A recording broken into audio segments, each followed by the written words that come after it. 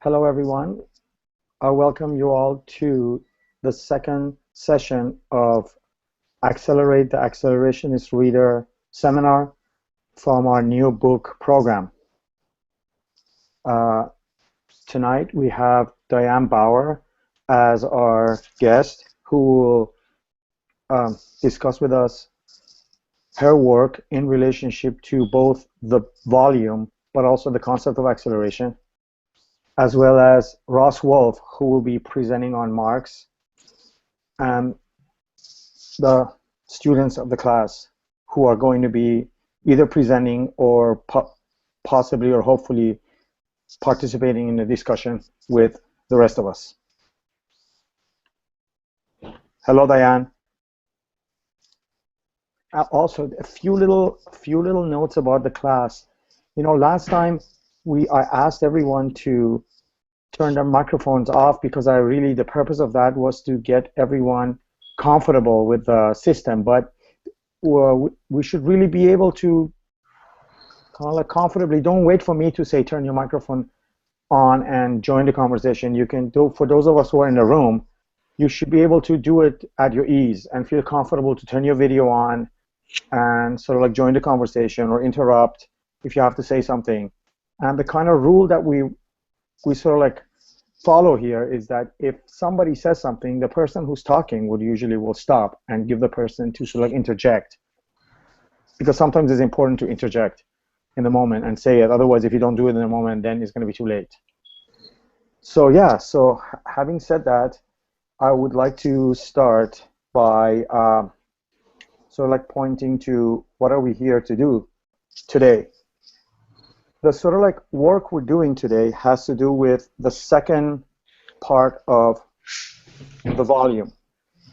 The first part of the book, we were sort of like the anticipation part, we kind of like followed last week. This week we're entering the part of the book which is called ferment. And we're not going to cover it all because the ferment part is kind of like longer. And actually we're going to actually go also back a little bit to the anticipations part with both Ross and with Yvonne, because they're going to do presentations on Marx and Veblen from the first part of the book. But tonight we'll be covering the Firestone piece. We're going to skip Kemet, which is next week, and the Deleuze and Guattari and the Lyotard one, and then we're going to do Lipovetsky and Ballard, J.G. Ballard piece. And each one of them will be presented by I'm going to do the Firestone, and then students will do Eva, and I think I said who's going to do what. I'm not going to repeat. So just to begin this part, I would like to read the Firestone quote from the first page of the book.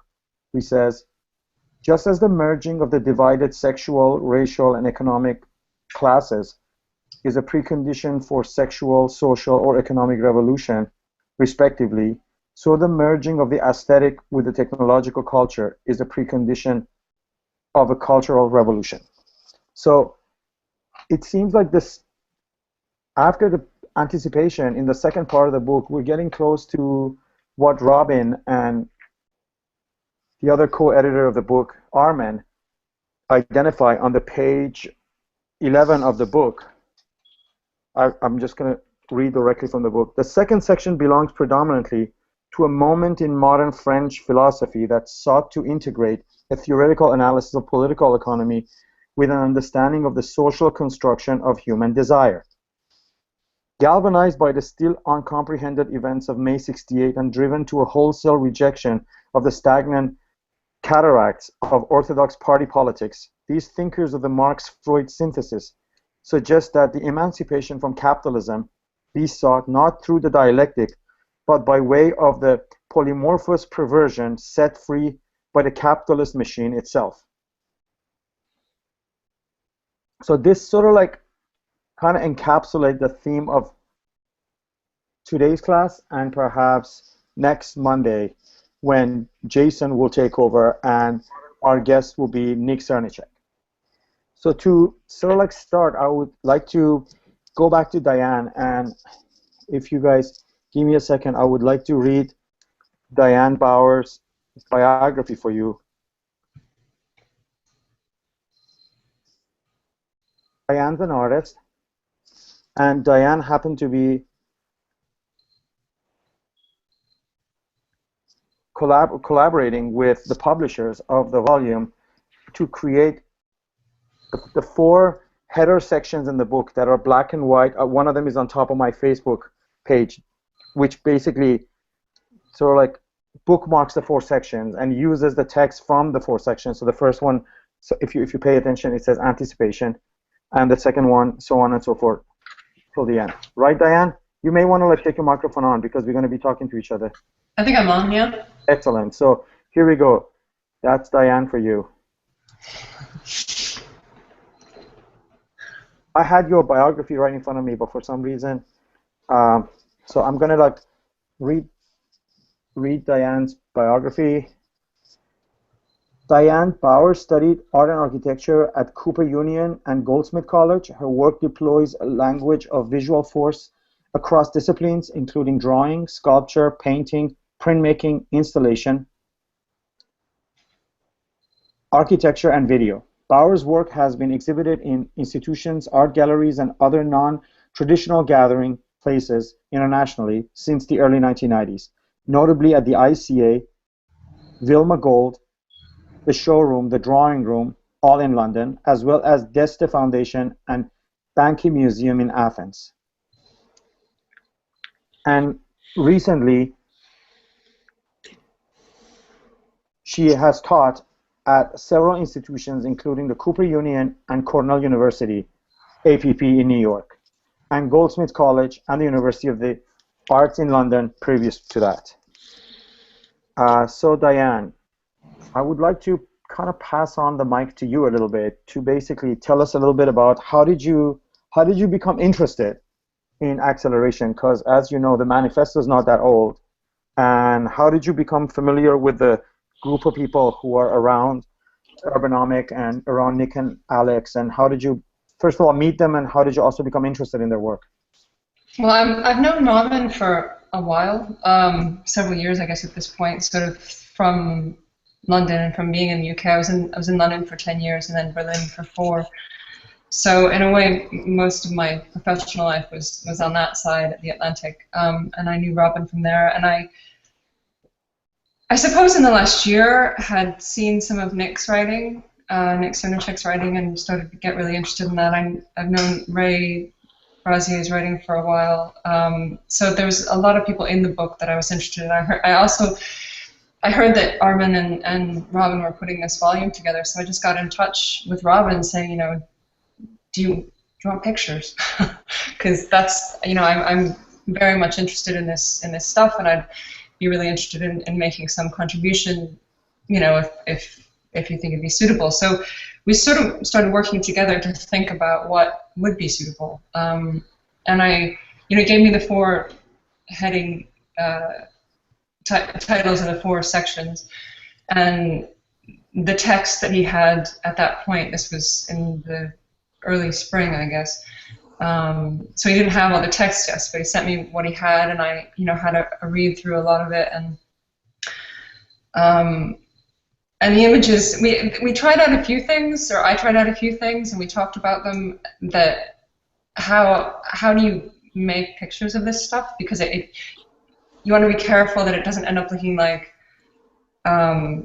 futurist stuff. I mean, I think because it was loosely broken down chronologically, that there's a temptation to go and sort of have images from each period, which in the end there kind of is an image from each period of sorts. How do you characterize that? Because I want to know for you what connects the picture to the period that the text is from. Basically, anticipation. For example, I mean, I think I suppose I should have bookmarked this, but it's, for example, the first one is from, I think, a patent for telegraph cable, I believe. Oh yeah, that's right. The second one is from, second one is ferment. I should have had this out. The second one is from 2001, a screenshot from 2001, the film. That's what it's from? Yeah, it's from The Inside of Hell. That's the second one, right? Yeah. The third one is a Levius Woods drawing. And then the last one What is... you mean is that it's based on a Levius Wood drawing, right, or something? No, it's straight up appropriated. Hmm. I mean... This one, right? That's the third one, right? Yeah. So, I mean, I say based, based on or appropriated. Basically, the way I work is that I there's one layer that is the cover by Patricia Reed, doubled. So that is directly appropriated. One layer is the names of all the contributors to that section, a sort of font that I kind of made up a bit, and then one layer is the image, and then one layer is the title of the section. So it's these four layers that sort of exist in one same space, and you can read all of them if you spend enough time with it. You know what you're looking for, I guess. So I mean, the idea with Robin and what we sort of worked out through. That's the fourth one, right? Yeah. And tell us what is in the background of the fourth one? That is, it's just called, let me see, I'll put it up here. Oh, no, I don't. It's a neutrino event from it's not from CERN, I don't think. Off the top of my head, I don't remember, but it's from, actually, it might be from CERN. It's from a particle accelerator. It's a computer simulation of a neutrino event. So, I mean, the images were taken loosely from various points in history that loosely correspond to when the texts were written in each section. I mean, there's some. It's not so strict because it's not so strictly laid out in the book either. But what I worked out with Robin is that you can't.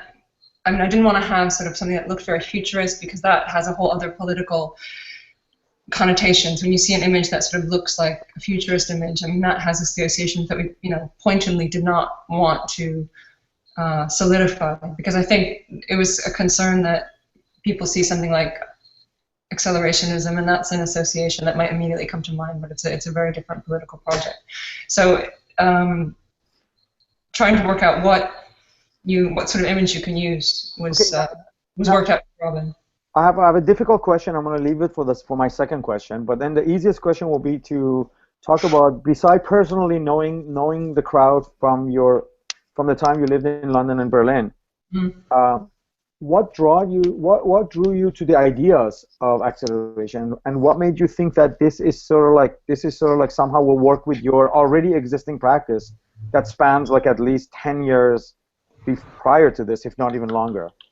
Well, I do think the stuff that has been around for me for a long time. I mean, for example, I did a show a few years ago that was looking at the libertarianism and left anarchism, and sort of looking at these two forms as very proximate, and neither of which was particularly desirable. So I think when I read the manifesto, it sort of seemed to crystallize something that I had been around for me, but I hadn't seen articulated so clearly previously. Like what parts of it? Like what elements of the manifesto? Well, I suppose the first thing that comes to mind with that would be the fact that after doing this project about looking at the left and the right, my sympathies were, or anarchism and libertarianism, I suppose, to be clear. My sympathies were more to the anarchist side, but at the same time, I still just felt like this is totally not viable, and I can't really espouse this as a way forward. It feels like fantasy, and it feels like a place of people that already have a place of privilege exercising a rhetoric that allows a certain level of self-righteous self-satisfaction, and so my frustration with that, I suppose, is why the laying out of a more viable project was so exciting. Now, I know we've had several conversations about this whole thing because we also, like, I don't know if people know or not, we're involved with a philosophical, theoretical, artistic other project called Fixing the Future, and we host sort of like conversations. It's basically me, Diane, Keith Tilford, Joshua Johnson, and Diane's partner Sohail Malik, and we basically we kind of like are closer than even the new center is to some of the concept of accelerationism. So we've had several conversations as part of what we're trying to figure out with Fixing the Future. So, like there's a sense among us who are kind of like interested in these ideas that a lot of us come from the arts, right? And we kind of like A lot of us come from the art world, or like come from working in the arts. Mm-hmm. I mean, I'm a curator, you're an artist, and it seems like that it provides at the same time it provides simultaneously a kind of like a rigorous critique of the existing art world, at the same time that it opens up sort of like amazing like possibilities for where to go with that critique. So it's sort of like, so unlike other critiques of the art world, which always seems to be still stuck into not providing a way out of it, it seems like Acceleration's able to both sort of like do the critique and provide not like dreamy utopian sort of like get out of the art world and do it on your own, but sort of like provide some form of like, and also not just a political critique, but like a philosophical sort of like solution to some of the problems of the art world, which actually in this section of the book we're going to get closer to, especially with Firestone piece and other pieces in which actually directly art is implicated in the writing, right? So and I know about how we're like the excitement. So just like to throw it back at you, you feel the same, because I know we've had this conversation that this is a great moment because this new set of theory, we want to call them lens or tools or whatever you want to call it, is providing this kind of opportunity. So how do you see it working, especially since I think what you did with the book is kind of like itself a way of sort of like downgrading the claims of art to like be autonomous and independent from knowledge and from philosophy or theory or from real world, but at the same time make it kind of like work with it the way you work with the way we work with Robin in the book, and the way some of your other projects that I've known about are sort of like about, like you're not shy of text, you're not shy of didactic statements being used in your artwork, you're not shy of your work being not indeterminate, to use Sohail's language, right? So you're into deterministic, like putting some form of like thing there that could be perceived as deterministic. You're not afraid of that. You don't want to create vagueness. And this project, like your pieces are like, basically you're saying like, that's okay, my art is just like, opens up a section in a book, and I'm the artist, and it's art still, but it functions as part of this book. I mean, I think something that I'm constantly trying to get to is to be clearer, to be more explicit, and while maintaining a level of complexity. And I by no means am one of these people that sort of thinks failure is like I don't celebrate failure, but I'm also a realist, and I do feel like in my process of making work is a constant process of kind of correcting it. Like it's never quite clear enough. It's never quite explicit enough, and it's never quite complicated enough. And I suppose that's kind of what keeps me going. I mean, like the thing with the project I mentioned before about looking at the libertarian and the anarchist, the libertarian right and the anarchist left, and their proximity, was where I ended up getting to by the end of that. I was like, well, actually, they're just very close. It's just very similar, and that's not that complicated of a problem, and that's sort of just where I end up. And then things within that, like realizing it's not exactly the same, and there are differences, but the proximity is very evident. I guess I wanted a more complicated problem. So like and the work previous to that, I was interested in violence, so there's lots of violence and power, so there's lots of representations of violence, taken some from art history and others, and people would look at it in terms of art history, and I'm just not interested in art history, so I realized I think that's no longer available to me. Like, so it's a constant process of like making work, figuring out something for myself, understanding how it's read, and then adjusting it to what I'm actually interested in. Now I'm gonna play a little bit of that video if I can. Okay. I'm going to share my screen, and if Tony can put us on the, this is the one, right? Well, at the moment there's 3 up there, but yeah, I'm gonna go back and play it. Yeah, I think so. That should be it. It's the first one, right? No, it's the one that's up. Just hit, if you just hit play, I think. Yeah, there you go. So tell us a little bit, because you know this. Oh, actually, it changed, that's right? not it. Yeah, no, totally. I got it. I should have just played play. So your involvement with the book project also included doing some form of titling for the launch of the book in London, right? And this video was shown at the book launch in London, right? Yeah. I mean, that sort of came together quite quickly. Like, it was also in part, you know, working with the space that had it. You know, they said that they had the facilities to show video. I was like, okay, you know, I've done videos before with Amanda Beach. I had never done one on my own, and you know, had this idea to do it. And I mean, it's a silent video, so it was done during they had sort of a DJ, I guess. So it was just sort of a running thing, and it was takes lots of text from the book, mashes it up with each other and some things that I've interjected, and there's bits from Blade Runner, and there's bits from Network, I believe. So there's, I mean, when I say bits, I mean appropriated text. There's no actual, it's all text, the whole thing. There's no live. Now you were telling me that like you work mostly in PowerPoint video, or right? Is it like done in PowerPoint, right? Which is very like, right?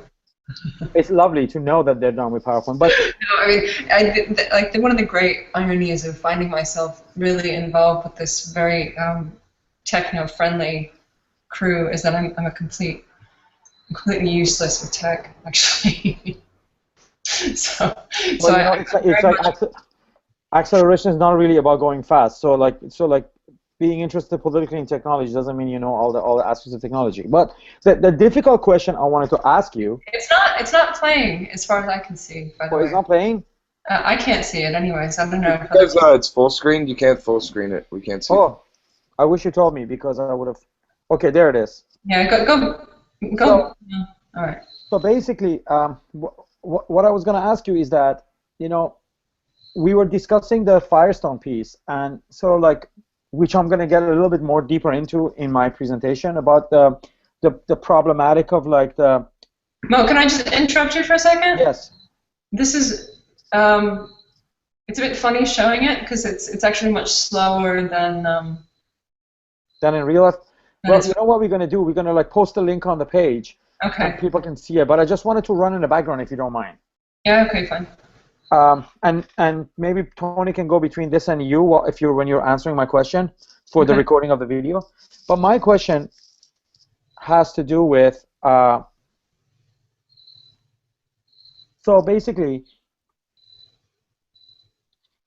a few of the women who are involved with the text in the book, being like Firestone, Patricia Reed, who did a piece and also did the cover, and you, are on the artistic side, right?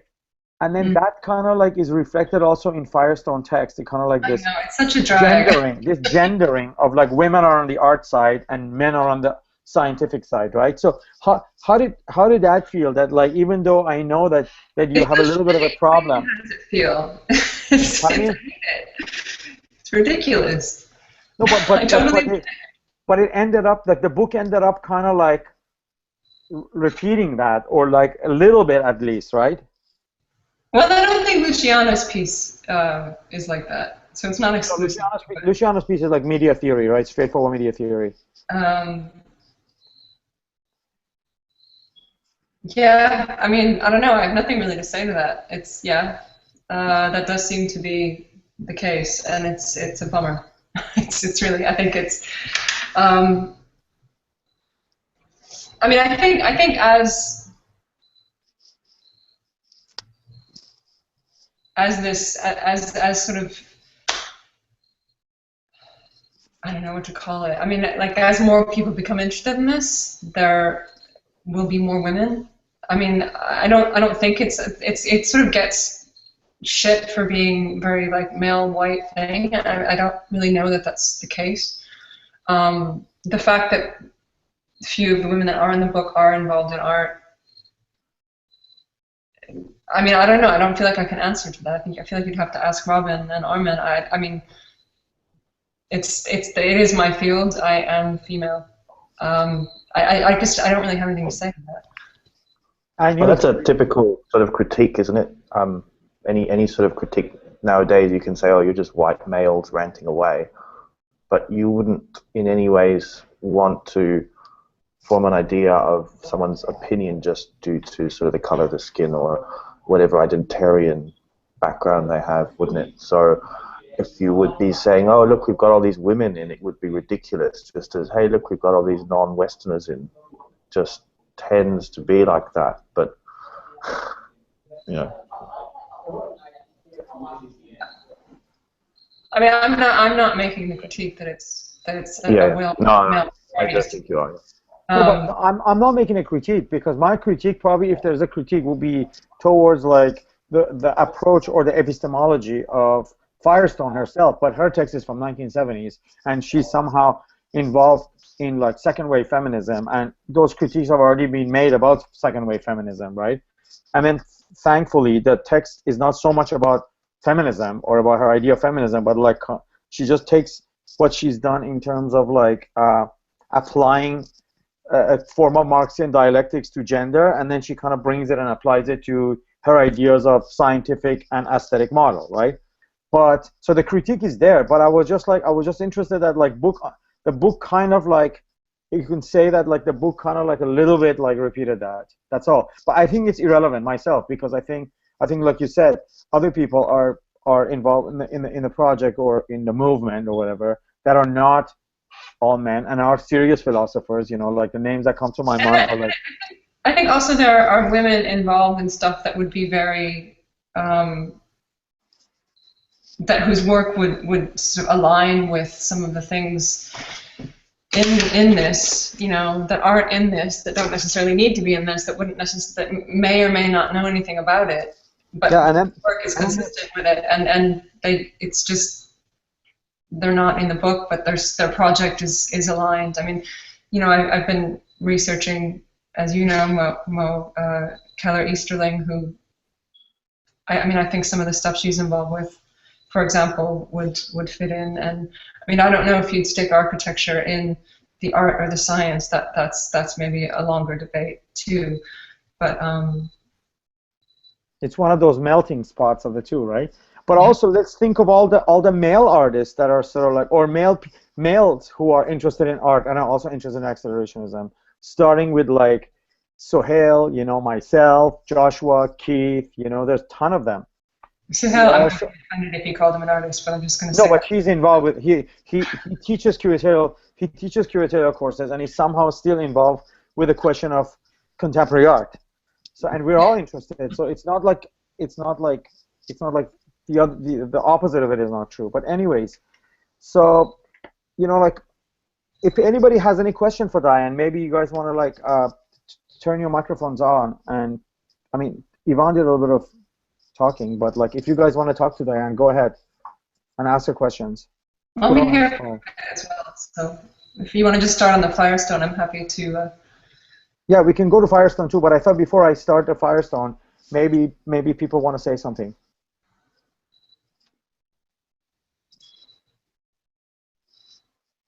Okay, so I guess maybe we should start with Firestone. To follow the format that we sort of like, hey, somebody wants to say something?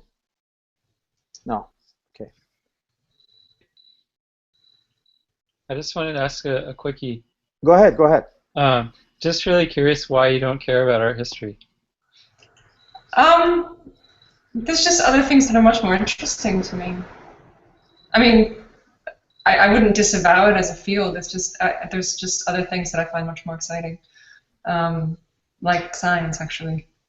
Yeah.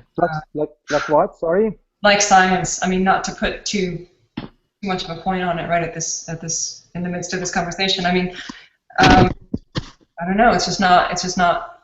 It doesn't really excite me.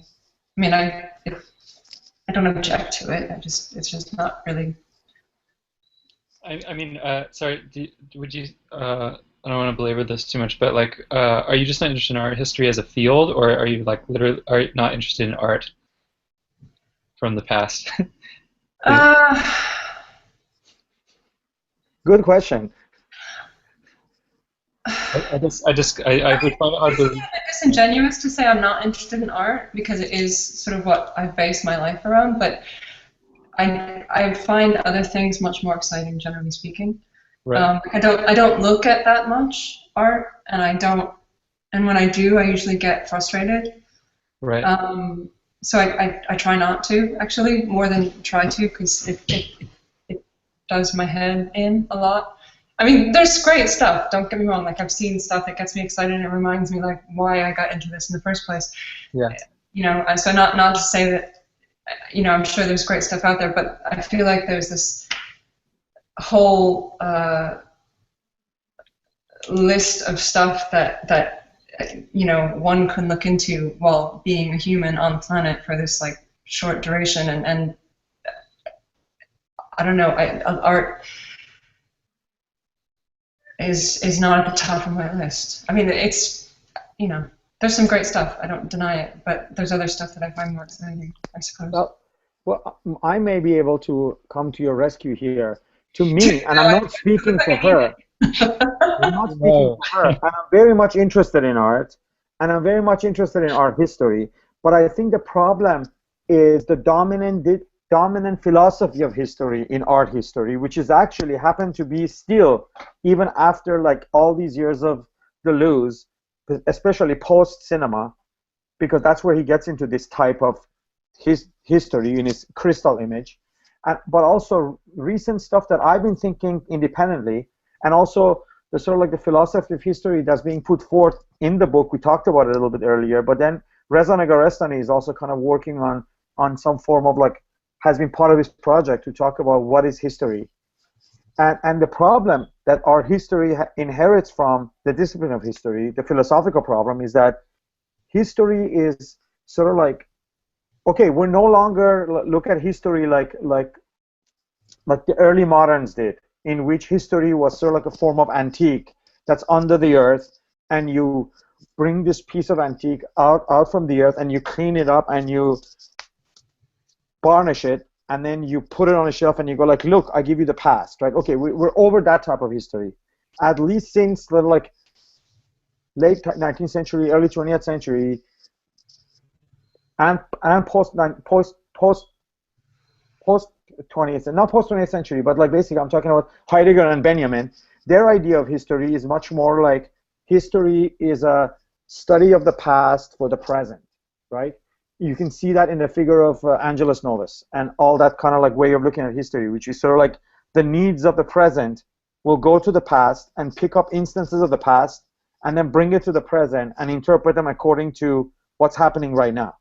And that is, to me, the problem, because there's no room for the future in it. So art history lacks future, and that's why I'm not interested in art history, because it's never seen as a source of future, as a place where you can look for future in it. And this is something that we talked about a little bit last week, right, or last class. That's what precisely Robin and Armin have done in the book, which is like going back and look in Marx and look in Veblen for the future, which is sort of like acceleration and beyond. So if art history also sort of like reforms itself and become open up to the idea of like, where is the place of future in the past, I will become again interested in art history. I mean, I think one of my problems with it is the tendency that it has it's become so much about subjectivity, I suppose. I mean, like I think I was, while we were waiting to come on, I was reading this article about the legality of asteroid mining, and like that seems amazing. Like that's really interesting, I mean, and I think some people find like larger truths in looking at other individuals' subjectivities. For me, I get very impatient with it, actually, because I feel like there's bigger things that I want to spend my time or my head in, if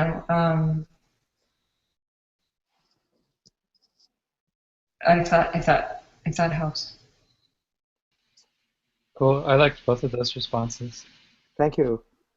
So I'm going to sort of like begin talking about Firestone. I don't know if you guys have the book or not, but like the text begins on page 111, which is very interesting. 111. And I don't want to again delay that. I just wanted go ahead. I just thought like nobody's saying anything. You're not delaying anything. I was trying to copy paste the text, and Chrome is acting up. But there's John Lindblom posted back in July a really interesting article he wrote. And speaking of this concept you were saying, Diane, about subjectivity, and he mentions a really good Ray Brazier article, how contemporary critical theory concentrates on the transformative potency.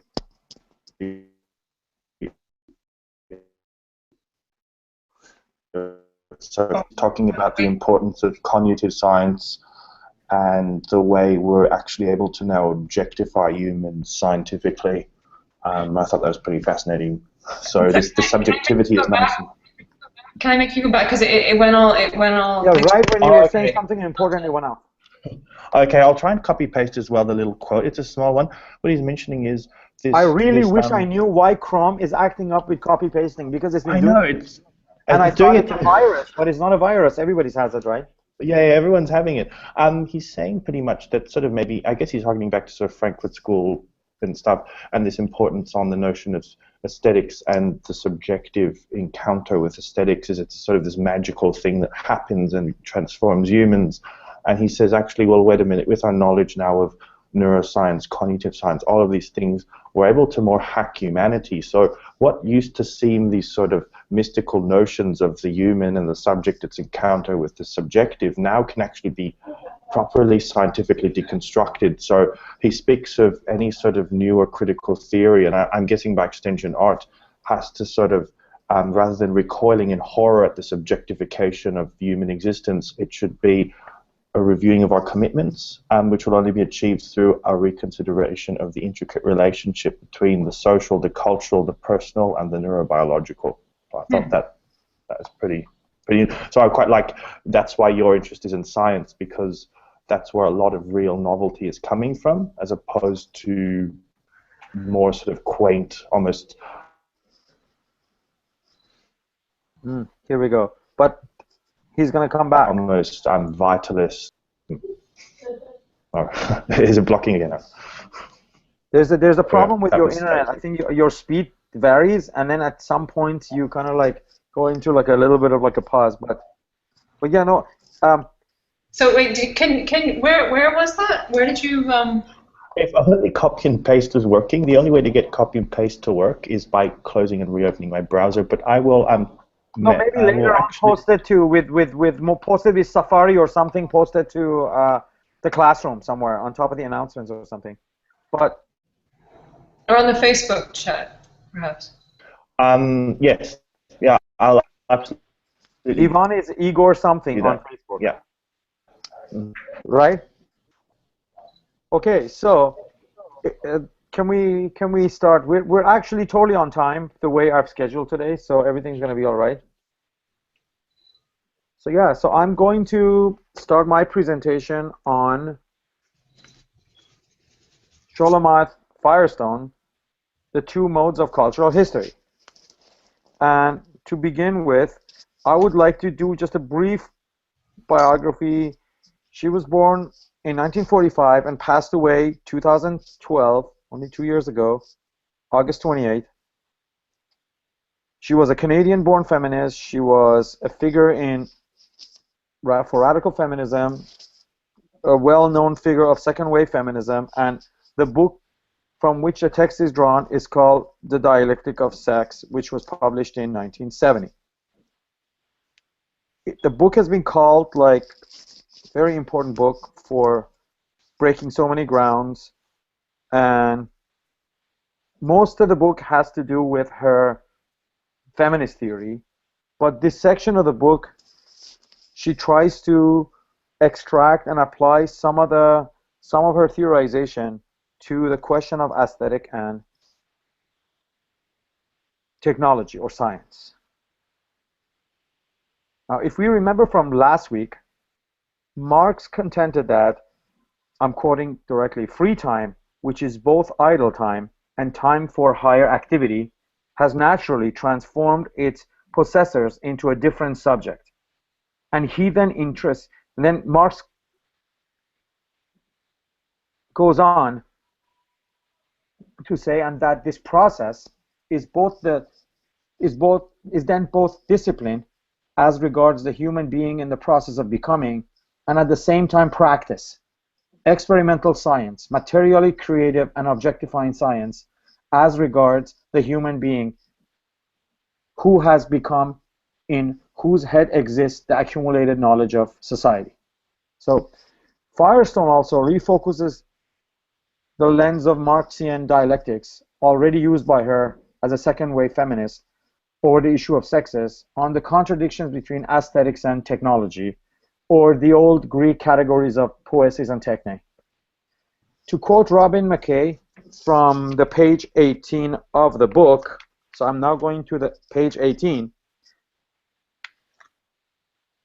the position is set out in exemplary fashion by radical feminist activist and theoretician Shulamite Firestone. Beyond Fedorov's arguably short-sighted dismissal of the aesthetic response to the world as a squandering of energy that could be directed into the technological achievement of real transcendence, Firestone insists that the separation of those two modes of realizing the conceivable in the possible is an artifact of the same constraints as class barriers and sex dualism. She envisages an anti-cultural revolution that would fuse them, meaning fuse technology and art, arguing that the body of scientific discovery, the new productive modes, must finally outgrow the empirical capitalistic mode of using them. So in a way, we're back to that jailbreak and the prison metaphor I used last week, that there's something inside capitalism that can go beyond it, and it has to break out of this prison. In Firestone's call for the cultural revolution, the question is no longer, as in Fedorov, that of replacing imaginary transcendence with a practical project of transcendence, but of erasing the separation between imaginary vision and practical action. And then there's one more paragraph on page 19, but I'm not going to read that anymore. You guys can follow that up, because that's sort of like the editor's summary of Firestone's piece in the book. But for Firestone, the idealistic comes naturally before the scientific. So she kind of like sets up this dialectic, right, between these two sides of culture. One side being the idealistic side, which actually tries to imagine a new world, and then the scientific side, which will then try to impose parts of this idealism back into the world and transform the world or create a new world. And this is sort of like her dichotomy or her bifurcation. And this, what she does there between the aesthetic and scientific mode, as we said yesterday, is a necessary function of modeling. So this is how I tend to agree with her. As far as it's a model, it's okay, right? But if the minute you want to think of it as like a established reality out in the real world, then the model becomes a barrier to actually sort of like going further with the model. But as a model, I guess, it's okay. And then one thing she says clearly is that idealism of aesthetics is at the base, kind of like the base and superstructure of Marxism. So for her, idealism is at the base, comes first, and proceeds by suggesting that science progress always follows the artistic imagination. This process also has a kind of echoing within it that, for me, relate to the Wilfrid Sellars notions of the scientific and manifest image of the world. Sellars characterizes the manifest image as the framework in terms of which man comes to be aware of himself as man in the world. That's from Philosophy of Science. I posted it on the Classroom. It's a two-piece lecture that he provided in, I think it predates Firestone's, I think it's in 1960s. But it is more broadly the framework in terms of which we ordinarily observe and explain our world. That's like the manifest image. The fundamental distinction within the manifest image are humans and objects, subjects and objects, basically. In the manifest image, humans think and do things for reasons. In the manifest image, humans are very different from objects. Science, however, by constantly proposing new kinds of entities between humans and things, placing other things in between them, kind of mixes up the categories, slowly constructs a new framework on the basis that claims to be a complete description and explanation of the world and its processes, regardless of the object and subject categories. So the scientific image grows out of, and in terms of method, in terms of the method, comes after the manifest image, which provides the initial framework in which science is nurtured. But for Sellars, the scientific image presents itself as a rival image to the manifest image. So scientific image is sort of like it contradicts it. From his point of view, the manifest image on which the science rests is an inadequate but useful likeliness of a reality which first finds its adequate in-principle likeliness in the scientific image. So it's sort of like the whole thing about particular and universal that is part of the conversation of new rationalism and accelerationism, which is local is needed, but it's insufficient. Particular is very important for the establishment of universal, but the particular is insufficient in terms of explaining the universal. Again, I'm not saying they're the same thing, but I'm just saying these things kind of like relate to each other. So for Sellars, the manifest image is a correlationally phenomenal realm. But science, basically what I mean by that is the manifest image, it depends on how humans view it and understand it, because it is kind of like involves humans much more directly. But science reveals things as they are. But despite what Sellars calls the primacy of the scientific image, because he clearly put the scientific image at the base in a way, so like flips around, in my opinion, I could be wrong. Firestone's thinking that creativity and aesthetic are the important thing. They agree together that artistic one comes first. But then for Firestone, there's something essential about the artistic one that we have to sort of like, that science has lost, and we have to somehow marry them again to get back together again. Sellars called the primacy, sorry. So for Sellars, aesthetic becomes important because all these discoveries and all these like complex understanding needs to be trickled down to the masses or somehow brought back to the community or to the world. And that's when art becomes useful again, because it creates the language or the processes for which values or ethics and politics can be drawn out of scientific discoveries and brought back to the society and used at a sort of like general level. So now to say a few words about where I stand in relation to these similar models by Firestone and Sellars. In my opinion, first of all, what lacks kind of like almost in both of these understanding is that each field, whether and I'm going by Firestone's distinctions, right? Each field being sort of like the artistic and scientific or technological or poetic, within its own working needs the other one to succeed. So in other words, if you want to produce good art, say good painting or a good photograph, you need a level of scientific knowledge above the medium in which you work, without which your work may not be received as art. And if so, only and accidentally, or maybe even politically, somebody just like decides that it's good art, but it's not really good art. So you need a level of scientific understanding of the technique of the medium you're using for you to actually be able to do the work that Sellers talks about, or the kind of like essential work that Firestone talks about. Same with science, which in proceeding from hypothesis to theory and then to establish scientific facts, the scientist needs a level of artistic creativity in thought and in handling of the information in order to be successful. This creativity has to be present both at the level of thought and the level of the creation of scientific media or scientific representations, models. Again, or what we call data visualization, whatever else you would like to call it.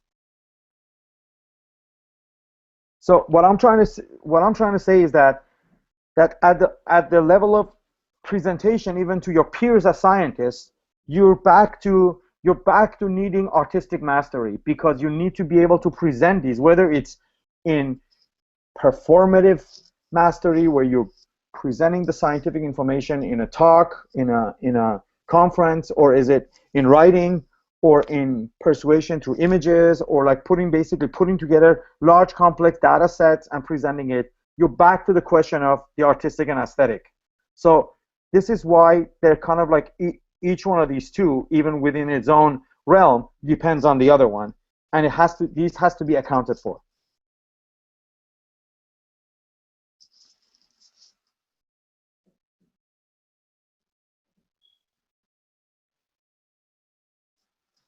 So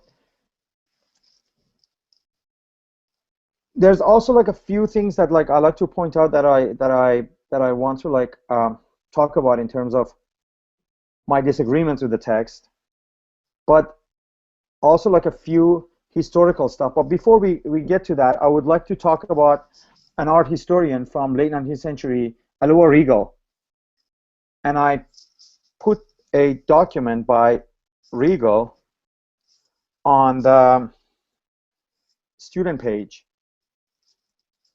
And if you read that, it will be, I don't know if you guys would like to open it or not, but it's basically on the class, and I'm going to open it from my desktop and just point to it because it's kind of interesting in terms of what we're talking about, both in terms of Firestone and Sellers.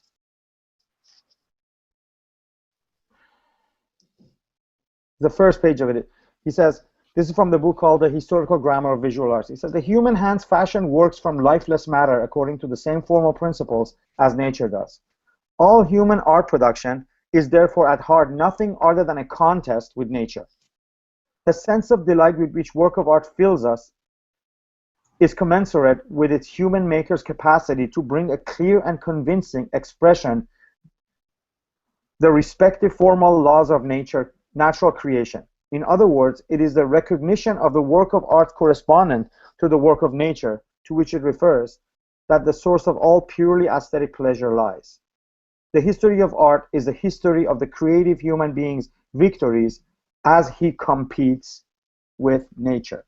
So Riegel, and it goes on, and I mean, this book is not available as PDF. I actually made this PDF particularly with some underlinings to be able to share with you guys.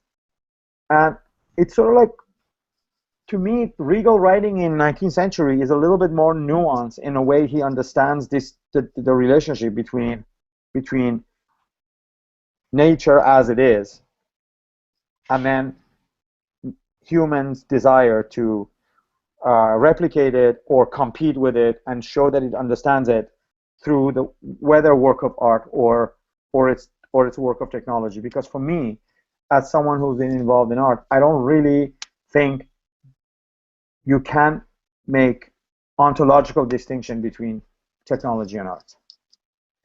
So having said that, and pointing to Regal, I also wanted to talk about a couple of places in the book where Firestone brings about her sort of like historical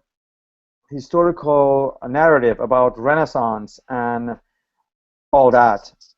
The name Arabic is mentioned there, but really there isn't much said except like a very like kind of like a lip service acknowledgement that like Arabs were somehow involved.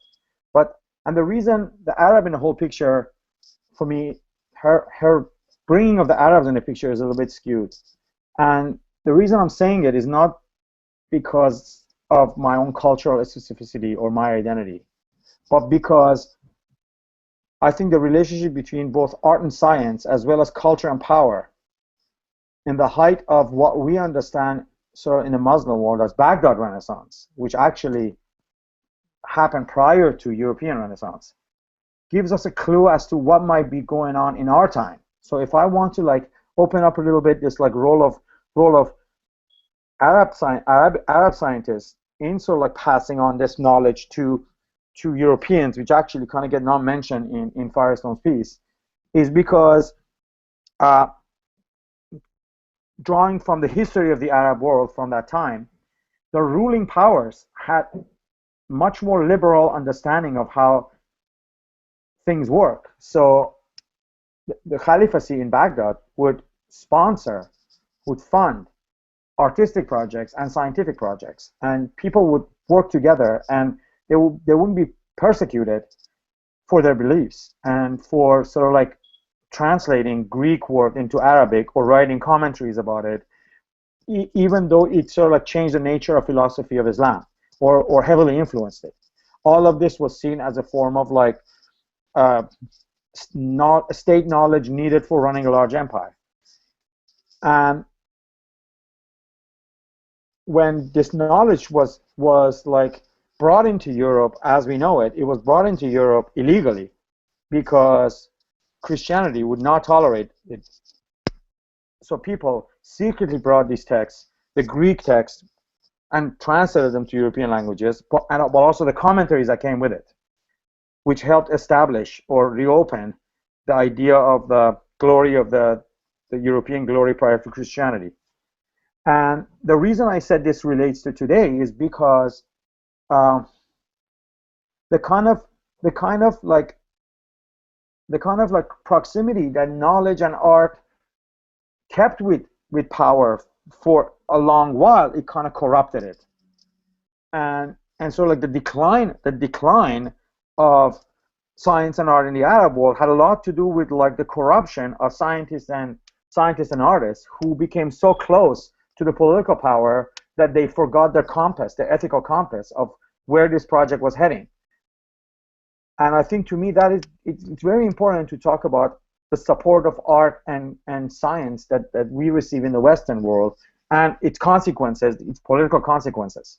And to me, it's very important to kind of like open this up. And a lot more research needs to get done about what happened in Baghdad Renaissance prior to the European Renaissance and what we can learn from it for today and how the seeds of a future might be actually in that past to be discussed. So that's one thing I wanted to bring up. And then the other thing, obviously, is two other things, briefly, because we have other presentations as well, are Firestone's relationship with modern art. And modern art, which includes architecture, to me is problematic because she wholesale rejects it. And she goes on and on about like berating modern art and calling it sort of like clueless. And at the same time that she kind of like calls the science heartless and a scientist with the male attributes and authoritarian and all that, she dismisses modern art. And to me, it's kind of unfair because actually the period of time to which she refers to is when art was doing something relevant. And in fact, modern art and abstraction played a major role in helping scientists figure out how to present complex data, basically the idea of abstraction. So like visual abstraction, I'm not even talking about philosophical abstraction, was very crucial in architecture, in product design, graphic design, and you know what I mean, the surface of this world was basically informed by the work that these artists were doing. I mean, you can look at the works of people like the geometric abstraction of late 50s and early 60s. They all, in a way, they all kind of like imagine a world in which computers will be making these geometric shapes without human hand, and these artists without even use of calculators, because calculators were very expensive back then and not many people could buy or own calculators, would like spend hours come up with these large geometric shapes on canvas and paint them carefully.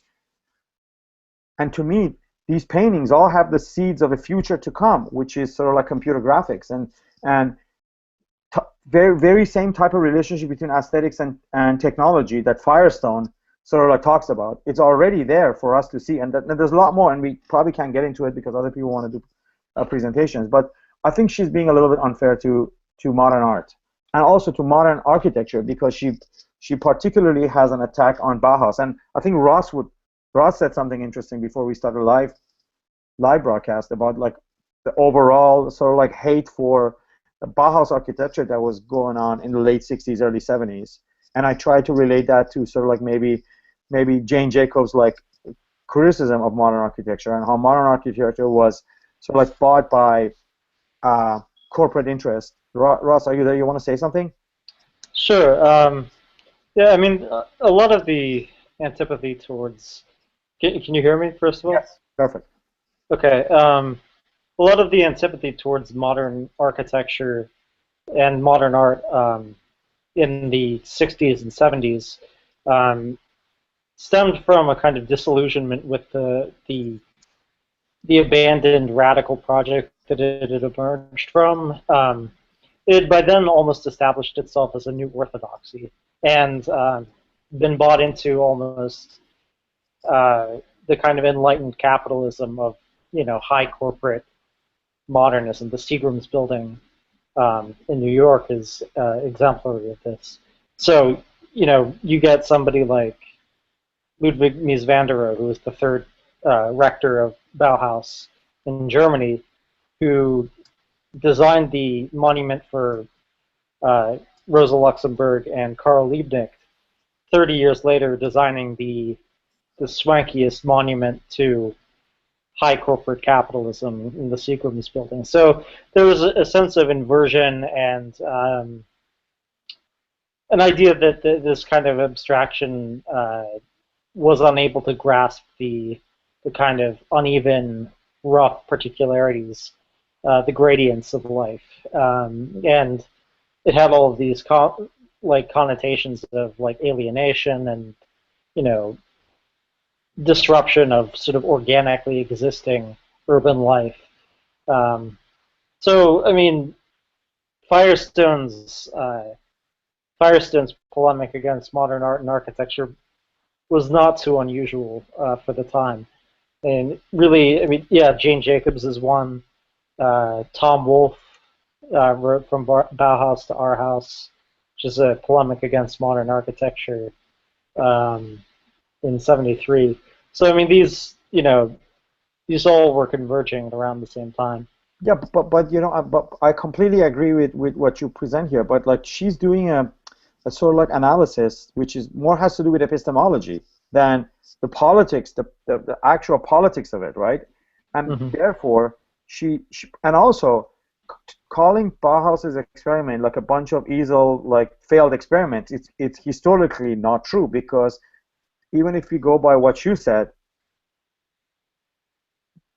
modernism was able to successfully melt with some form of scientific understanding, if not like capitalism and finance, right? So it wasn't that isolated and like, you know, wasn't that isolated or bohemian the way she kind of presents how artists were. So actually, so it was involved with something larger than art, and it was melted into something, especially Bauhaus. So for me, I was like, I had to like bring that up. The other thing, of course, and I think maybe Diane wants to talk about that with me, is the whole issue of talking about artistic side of culture being feminine, and then technological and scientific side of it being male, and sort of like her vision of a revolution being sort of like how these two will get closer, and we get to some form of like epistemological androgyny in which there's no difference between art and science. As she kind of like closes her piece, I have this quote from the text to read. The last page. When the male technological mode can at last produce in actuality what the female aesthetic mode had envisioned, we shall have eliminated the need for either. And this is sort of like peppered all over the book, this sort of like the use of the male and female as a metaphor for the differences between the aesthetic and scientific. And yeah, so Diane, would you like to say something? That shit makes my skin crawl. I don't know. I actually don't have that much to say, other than I have a really hard time reading the rest of the text because I have such a hard time getting past that like vitalist stance that sort of gets laid out at the beginning. That I read everything else in it in that light, and I just it really like I cannot take that. It's just I cannot accept it. It just seems completely like wrong-headed to me and conservative in the worst way. But I mean, I think you've made a lot of really good points about the text that I think are worth thinking about if one can get past this sort of vitalist, you know, stuff. Metaphor. Hmm? I'm saying that in this part of her text, it's a metaphor. In other parts of her book, it's not a metaphor, it's real. But here, it's used as a metaphor to explain the relationship between science and art, right? So it's a little bit like distance, and I can kind of like not freak out so much because it's just a metaphor. The other parts of the book might come across as more sort of like more annoying. Her own book I'm talking about. I'm not talking about the Accelerated Reader. Sure. I mean, I don't really have that much to say about it. I'm by no means an expert on Firestone. I don't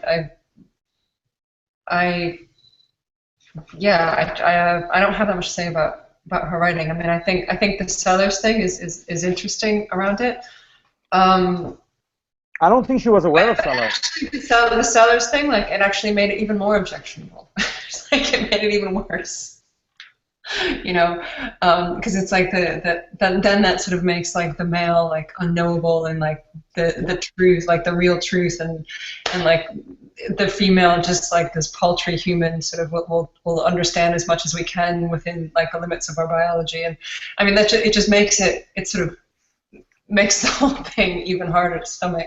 So I mean I don't really disagree with it, but it sort of makes me even more. You know, like no, to give her credit, like there are nuanced versions of it that appears like once in a while. Like in page 128, she says, culture develops not only out of the underlying economic dialectic, but also out of the deeper sex dialectic, where she doesn't really get into like defining this dialectic, right? And I can kind of handle that, like saying, like, okay, yeah, culture can be argued that something that develops out of this. But another thing before we finish, because I think like I want to like maybe open up 5 minutes and then go to the other presentation, is she like, and this is like her hate on art, right? She goes like, it's 127. The merging of the aesthetic with the technological mode will gradually suffocate pure high art together. Like I can just see like her wanting to like kill Greenberg or something, right? Or I don't know what is the figure that she has in mind when she wants the pure high art to be suffocated, right? And I kept thinking, okay, if this is about the melting, so who will be on the scientific side being suffocated? If this merging is going to suffocate high art, then somebody from the scientific side has to also get sacrificed, right? So who would that be? Would that be like a physicist? Would that be the mathematician? Or like, I don't know. But she doesn't say that. She doesn't say that about the scientist, even though the scientist is the male side, right? So she wants the pure high art to be suffocated, but she doesn't equally says somebody from the other side. So So I thought that's kind of interesting. She really has a hate on art. There's some condemnation of it in that. I can't. I didn't mark it, but I do seem to remember some condemnation of. Yeah, she talks about the male personality of scientists being like authoritarian and dry and like stuff socially like that. retarded and Yeah, socially retarded. and But she has a lot to say about the sort of like the emotional artist and like all these like feminine there's attributes. probably a lot of stuff in Firestone that is worth really investigating, and I am probably not the person to do that. But anyways, to be able to catch up with the rest of the presentations, do we want to sort of like move on? Do you guys have questions? You want to talk about the Firestone piece, or that's enough? Yeah, I just wanted to say, to lend some credence to that idea, I think that the idea of the great scientist from the 70s has sort of been subsumed by the great technologist of the 90s and 2000s. So I think in a way that has happened. I mean, we don't worship science as a society anymore. It's you know, we don't have a Carl Sagan and you know, Bill Nye was for kids, you know, so like. So we have like people like you who make social media and Elo and all that, right? Those are the scientists of today. Yeah, you know, Zuckerberg. No, I mean, but for real, Larry Page is the scientist of now, or Peter Thiel, for God's sake. Yeah, it's like science, if it can't be summed up in a TED Talk these days, doesn't hold the same appeal. Like Neil deGrasse Tyson's remake of The Cosmos is just on a few notches intellectually lower than Carl Sagan's original was. Everything needs to fit. I hate TED Talks because everything needs to fit into this. Hey guys, let me show you this nifty cool app. Whereas the real work of science is immensely complex over long periods of time. So yeah, I agree. We've got the Silicon Valley adoration now. Yeah. Yeah, I mean, you can take issue with that, but ultimately, I mean, technology is in a certain sense a merger of science and art, and so it's sort of like that's just what it is, you know. And the you know, I think in a lot of ways the designer has a lot more cultural capital than the artist in our society. I mean, I'm glad you said that, because that was part of one of my notes. I was gonna say like that the art is involved in like this fusion has happened. It's just that we don't want to acknowledge the type of work that's getting done in interface design or other aspects of sort of like data structuring by artists, and we don't consider that art. So we just still continue on with the idea that like technology and art are separated, but it's like they're really not, because like great artists are working in these companies, like developing things that are very aesthetic for the work that these technologists are doing, right? Yeah. So now, but also to all of you, I have a lot of Elo leftovers. If any of you wants to sign up to Elo, just give me your email and I'll send you an invitation. How many of you already have Elo? Today was the Elo day, right? Like everybody got their Elo today. It was crazy. That's the beginning. Yeah, I got an invite. Yeah, I haven't signed up yet.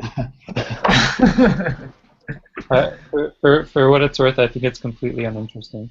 But yeah, totally. I thought like it's not doing it's not adding anything. It's just like a interface, right? It's like a, and then it's they use the word curated. They say it's a curated social media, and I was like, oh no, curated. But of course, I had to go get my and actually, to tell you the truth, I got like few of them. I got the Accelerate because I was like, okay, I don't think Robin's up yet, so I'm just gonna get it. So I got the Accelerate, I got Database, I got Mohammed. I was like, what? No one's got Mohammed, so I got Mohammed, and I got Brooklyn. Yeah, so I'm Brooklyn too. So I have one that is just Brooklyn. So and I was like, I ran out of emails because you have to like invite to an email and then log into that email and then create it. And I was like, I probably got one for every active email of mine, and then I got tired. But anyway, send me your emails, and I'm more than happy to. Ross, it is a new social media platform. But really, I didn't see it doing anything new except some very cool, flat, black and white, non-color interface. It's really like a interface, right? To illustrate Morgan's point. Anyways, so it's 8 o'clock, and I think we should move on with the next presentation. We have Ross, Ivan. We have 4 of them. so they're going to be like a little bit like hectic and faster, but I'm sure you guys appreciate it. So Diane, you're welcome to stay with us if you want, but if you can, that will be okay too. I will stay as long as I can. I might have to excuse myself at some problem. point. Okay, Ross, go ahead. Okay, so the presentation, the material that I'm presenting on is the Fragment on Machines by Karl Marx. It appears as part of a series of notebooks later assembled, discovered only in the 1930s, as a kind of rough draft for what later became Capital. It's called, colloquially, by its German name, the Grundrisse, or groundwork. In it, he's talking about, I mean, basically he's, it kind of picks up in the middle of his presentation of, the various steps that led up to industrial production. It's kind of interesting as somebody who's read Capital and sees the way that he operates with the categories there in a much more concrete way, to see him kind of abstractly lay it out, the sort of conceptual framework of it in the Grundrisse. In many ways, one can think of the Grundrisse and each of its parts, including the Fragment on Machines, as a kind of roadmap or conceptual plan for what later becomes Capital. So it has all of the concepts worked out at this very high level of abstraction in more Hegelian language, as I'm sure you recognized reading it.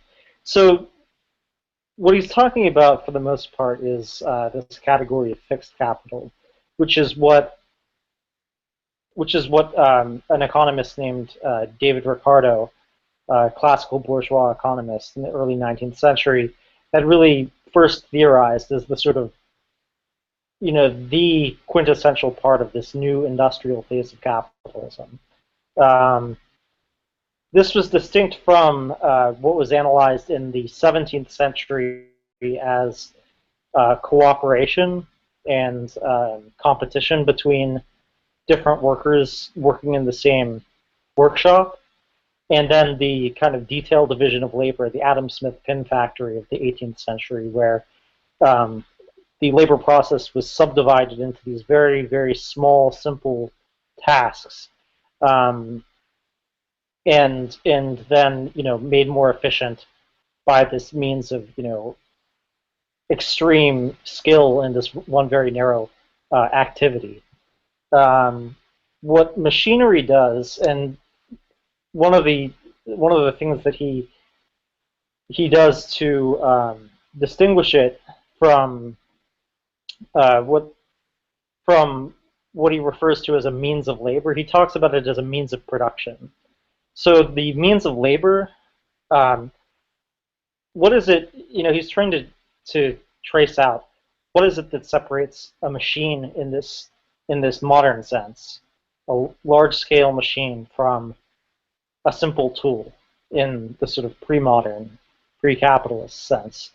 Whereas, you think of a hammer, an implement, is something that's wielded by, the laborer. It's a means of labor that the worker can more or less control or adapt to any set of environments as a kind of constant instrument. What he talks about with large-scale machinery is, a set of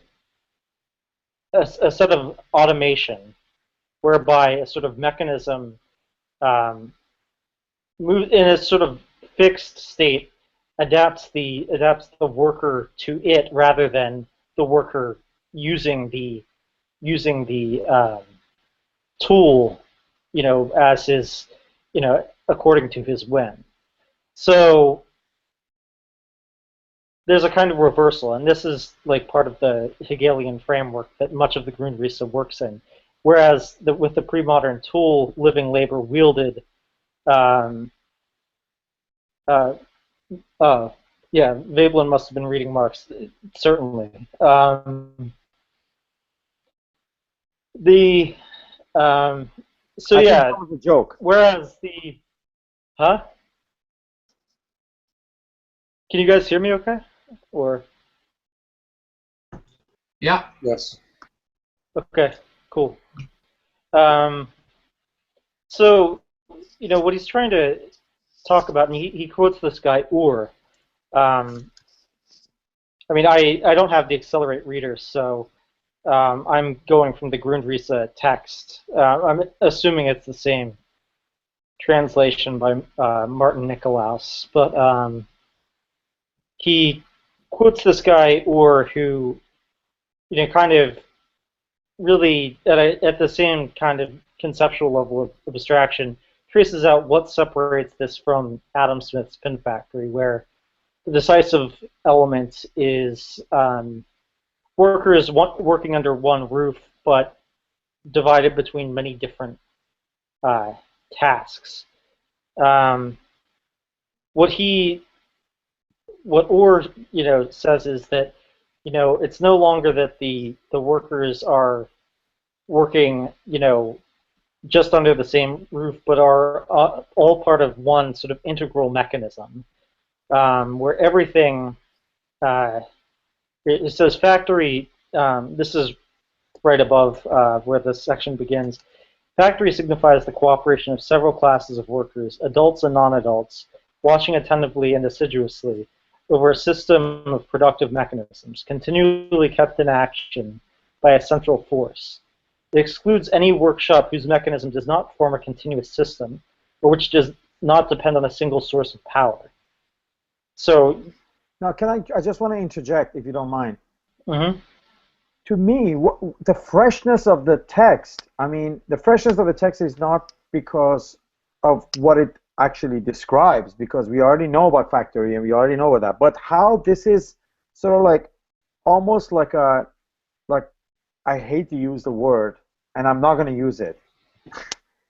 I'm going to use it. It's prophetic about the sort of like what Negri and, you know what I mean, Bifo and all those people call the production of intellectual labor under like network computers, right? So when he's talking about the machine, you go like, oh, so workshop is like a little calculator in the 60s where like you would just pick it up and you calculate a few things with it and it will help you calculate and put it down, in opposed to say something like 24-hour connectedness through your wireless network today, in which everyone is like sucked into the machine, and now we're the extension of a machine rather than the machine being sort of like our tool.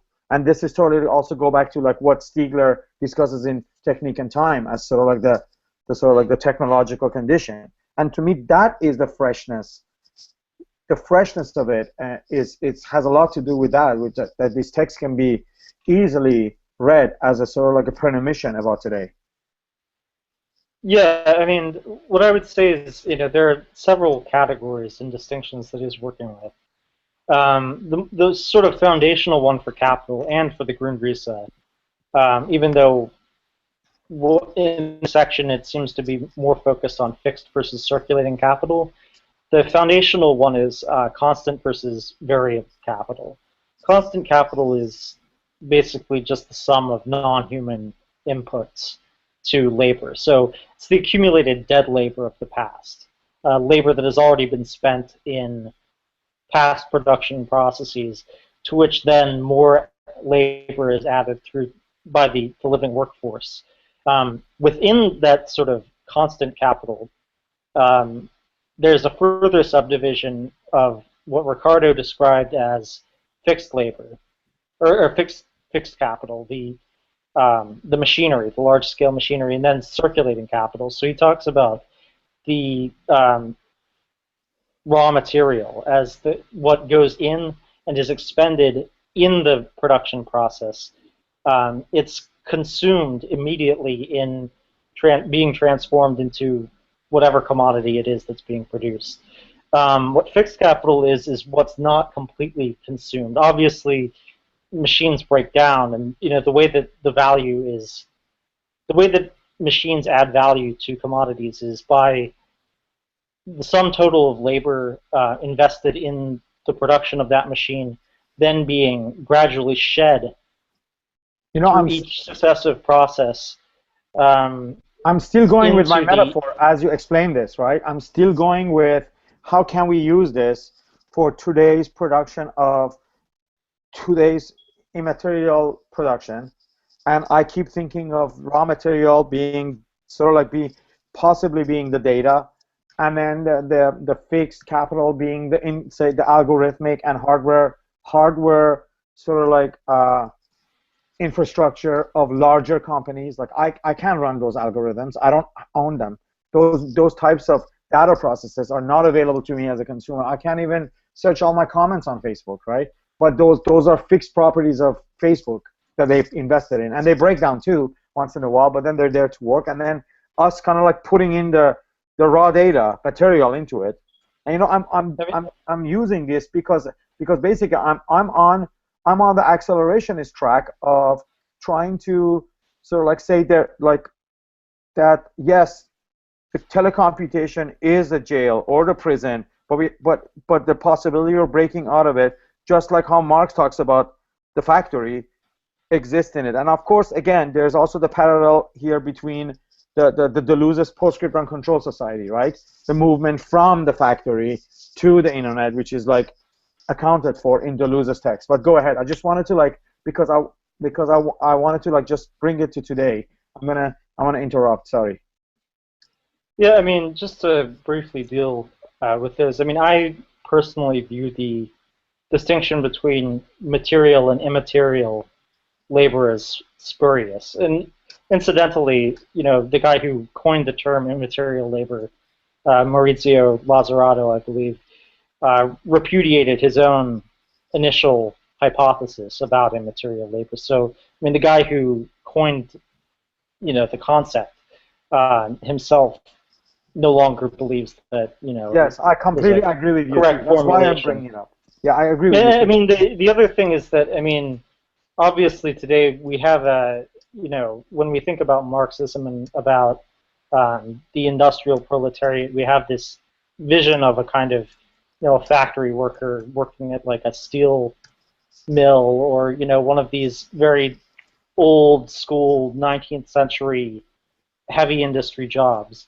Really, I mean, what makes the value that, the kind of abstract value that Marx is talking about, the sort of sum total of labor processes, you know, congealed homogeneous labor time. What makes it so distinct is that it's not measured according to sort of physical units. So it's not tethered to this kind of, it's not measured calorically.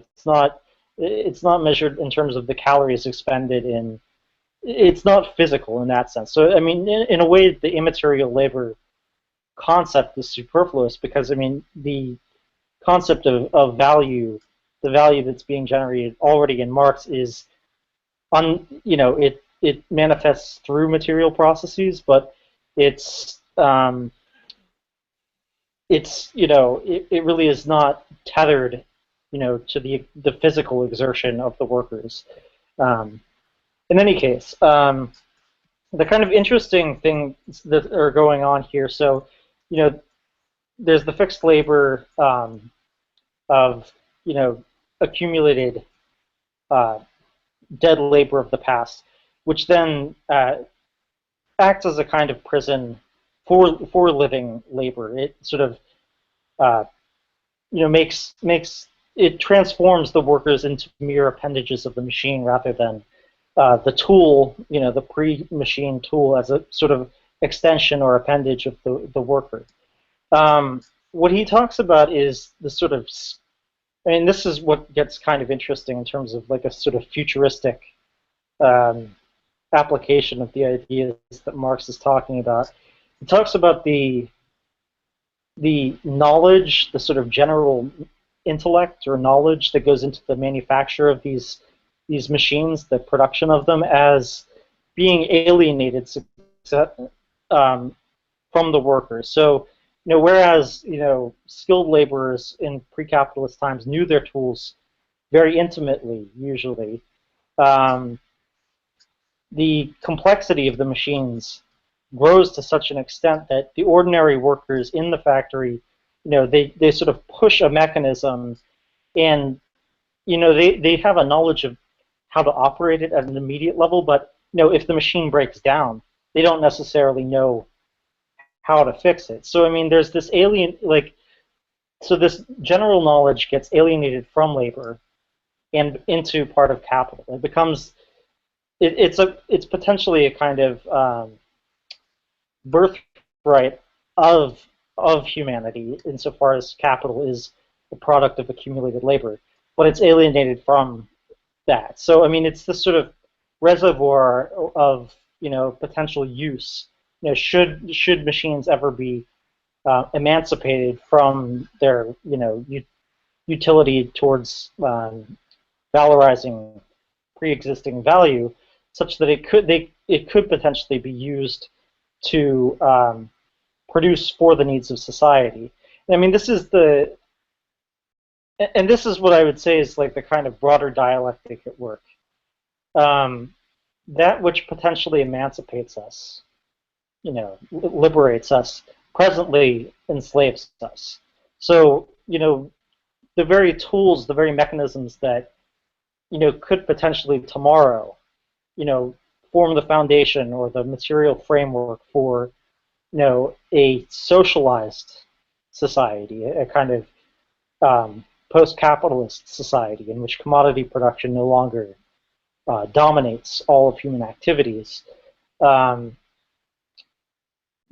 These very tools are what today, we are subjugated to them. So, one of Marx's common formulations is that capitalism is that mode of production where the past dominates the present rather than the present dominates the past. Okay.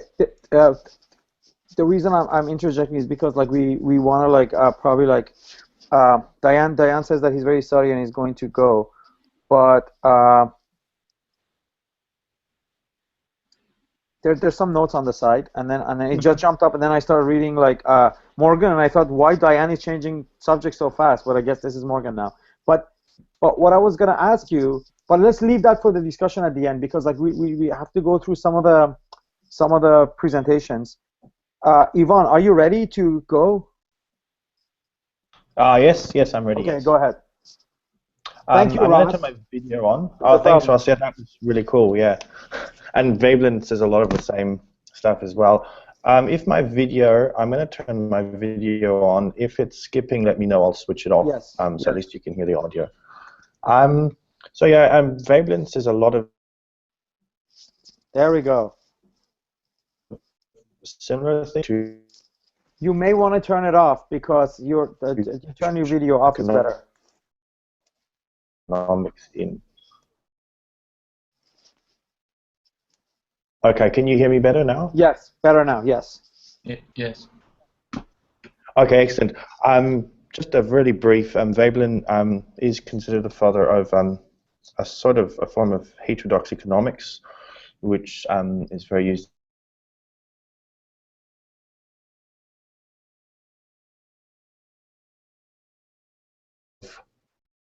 From sort of turn of the century, and it does seem though that either he was reading Marx or he was peeking over his shoulder, because he says exactly the same thing about a lot of things, but then he does have different conclusions which can be refreshing.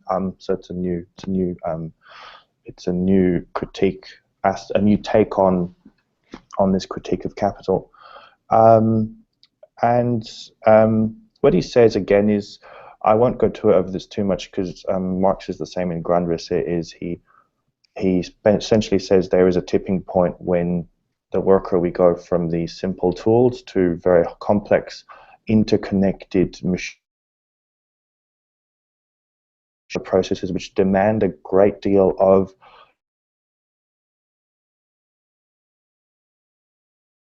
specialized precision. And that's when this shifting of power occurs, where it's rather than the worker wielding a hammer, it is the worker involved in an enormously interconnected, you could say, proto-globalization, globalized environment where his process is so tightly linked to other processes and requires a very exacting form of precision.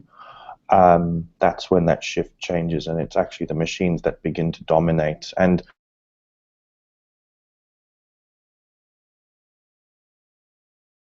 crazy Deleuzian, machinic couplings, but it did make me think of Deleuze when I was reading this. Deleuze and Guattari's, machines and desires and assemblages. So that's the distinction for him, and then what happens is this forcing of the setting of pace, of quantitative precision, starts to change the worker. This is what Veblen identifies as a big worker, and since it's turn of the century, he actually does mention it's more the highly specialized engineer or chemist, or we could say today technologist worker, but he keeps going on about mechanical worker.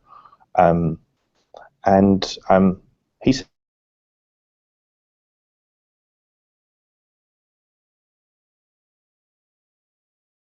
and he becomes better. I don't want to talk over him, but it's kind of like those are post. And he just says, one sec, Ivan. Can I interject? I just want to say that, like, even without the video, you get a lot of interruption in what you're saying. Go for it. Yeah, absolutely. So I don't know what would be the best way to proceed, because there's a certain level of proximity to your source of internet is almost like prerequisite for this connection to work. So I don't know where you are. Do you want to, like, get yourself closer to your modem, or there's a way for you to accommodate this? Because this is gonna, like, not only people who are live here are not going to be able to enjoy it fully, but also the recording would just be terrible. So I don't know. I'm sorry about that. Yeah. No, don't worry. We're just gonna have to, like, figure out a way. But what do you guys? What everybody feels? We could use. I mean, one thing we could do is we could use. You could call in by phone if you want to do that, and I'm sure that'll be crystal clear. But I guess you're in Vancouver, right? No, he's in Australia. Yeah, we're in Australia. Okay. Yeah. Me? I think we're getting a little bit of lag, but I don't think we're losing words. Like, it seems like there's a big shift in words, but the sentences seem to be, like, coherent to me. Okay, then maybe we should. How does everybody feel? Should we continue on? I was getting words. Try it. Let's see. Because I thought that we're missing too much. Sorry, Tony. Go ahead.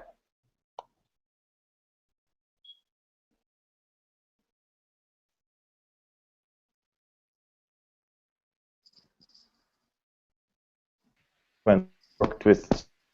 Oh, now it's worse. No, it's worse. No, it's. So to see at the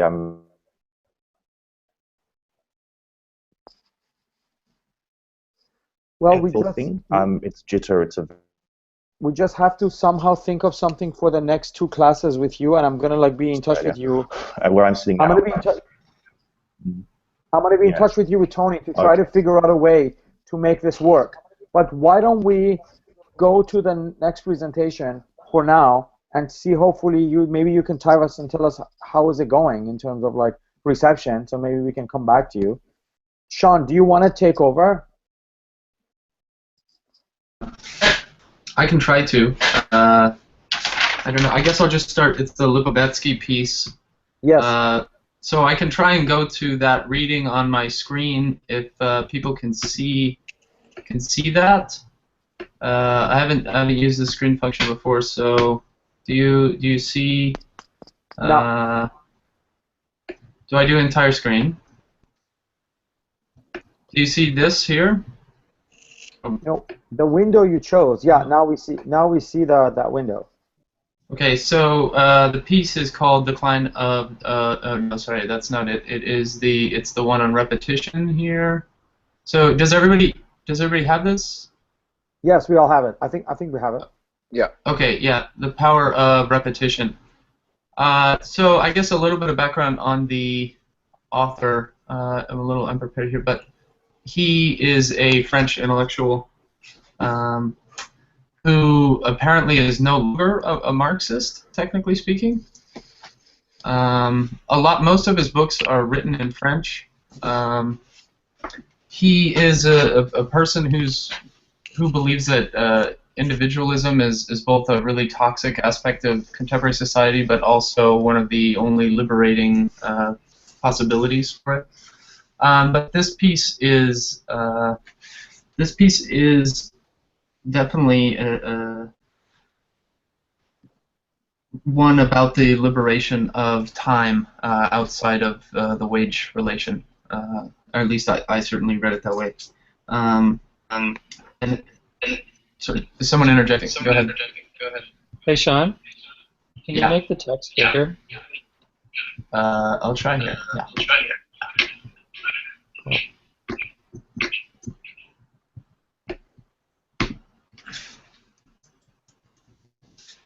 Yeah. Is that any better? Is that better? Very good. Yeah. That's good. Oh, okay. Cool. I'll just bring up. It's a short piece. There's only really 5 pages. So he is somebody who really embraces the idea of repetition, and he thinks that we need to basically start conceiving of repetition and ritual and take comfort in ideas like that, and not see them as exclusive to capital, because he thinks it's only really in repetition that spontaneous ideas emerge. And so he calls for this thing called constant revolution, basically. And I think if we go right down here where he says a paradox, it is in a second chance occurrence that necessity arrives when the constellations of, we could just say, of discursive bodies find themselves blocked, stabilized, when repetition replaces unpredictable movements of attraction and repulsion. So I think he's talking about how we need to keep many aspects of repetition, because that's where new ideas seem to actually emerge. And then I guess he's saying that he doesn't want to get rid of systems of automation, and this sort of goes back to what Ross is saying. It's that which enslaves us sort of ends up freeing us. And on the second page, he begins to talk about that a little bit better over here, where he goes, so that power is found ready-made in its entirety in the sphere of affects or thoughts. If everybody could see that.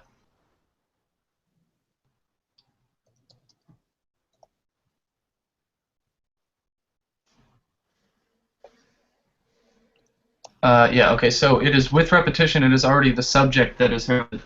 For how would the identity and unity of the ego be possible without such stable configurations? So, configurations. So he sort of wants to keep all of those kinds of things, but thinks that we can separate it from capitalism and sort of trying to make time our own, but he's not really all that specific about it. And then if we go to, this is I think page, you're still on page 2 here.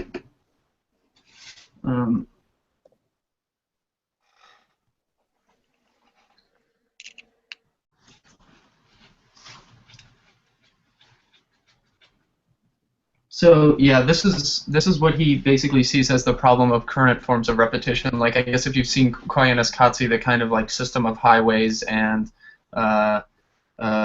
where you're forced into systems of automation that are not actually your own, where he says that the reactions of modern time are no one's, they belong to no one. They render our identities invisible, and I think he sees that as the main problem. But he also sees an obsession with presentism as a big problem with capitalist subjectivity, where people really only notice the present moment, and that's the element of contemporary repetition that he sees as really dangerous to people's lives, because they aren't rendering a future for themselves. They're only focused in the present moment, and that's where they blur the lines between what is capital and what is regular life, and they don't really see them as distinct from each other. And I think he wants to help pull those hairs apart a little bit better. I can't see if anyone is trying to type or interject here, so I'm just going to pause for a second. I would like to. Do you mind if I ask you a couple of questions? Yeah. So I was hoping to be able to sort of like talk about the part about the time of the capital, which on the book is page 229, right? Oh, now The we're time getting of the capital. Yeah, so funny. I'm seeing myself like in 3 different places. Oh, that's really neat. Yeah, it's called the time of the capital, right? It's a section in the text. Yeah, so then that's the 3rd page. I'll pull that up right here. Yeah, Okay. because I was like with him, and this is where I sort of like began sort of like developing some form of like critique of what he's talking about.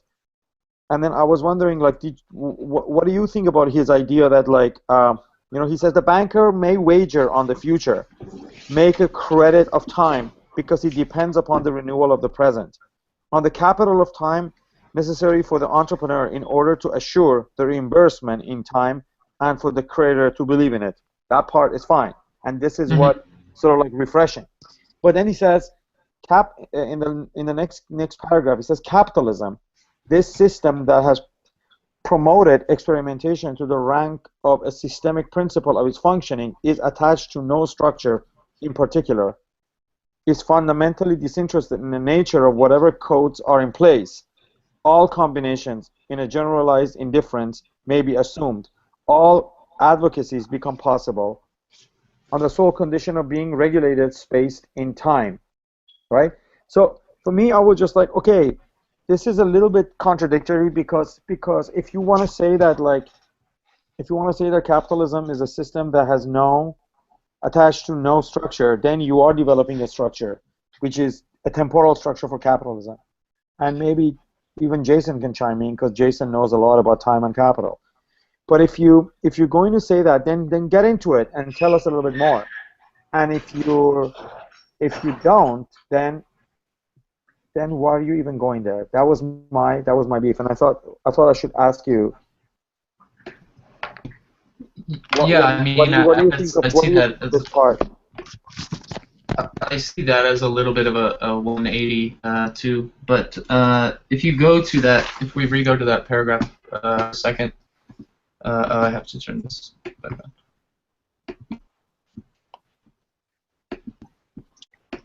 So if we go to that, he says it is fundamentally disinterested in the nature of whatever codes are in place. I think he's saying that capitalism has the primacy of being able to, like capitalism is dictating all of time in the world right now, so that in that sense, time is exclusive to capitalism right now, but it's not the only thing that's exclusive. Does that make sense? Sure. Like he's saying it doesn't, but you're right. It does seem like he's saying there's no aspect of capitalism except time. All it really takes is time. There's nothing else in it. Yeah, I think that's a little bit weird. See, the thing is, I'm gonna put something on the screen.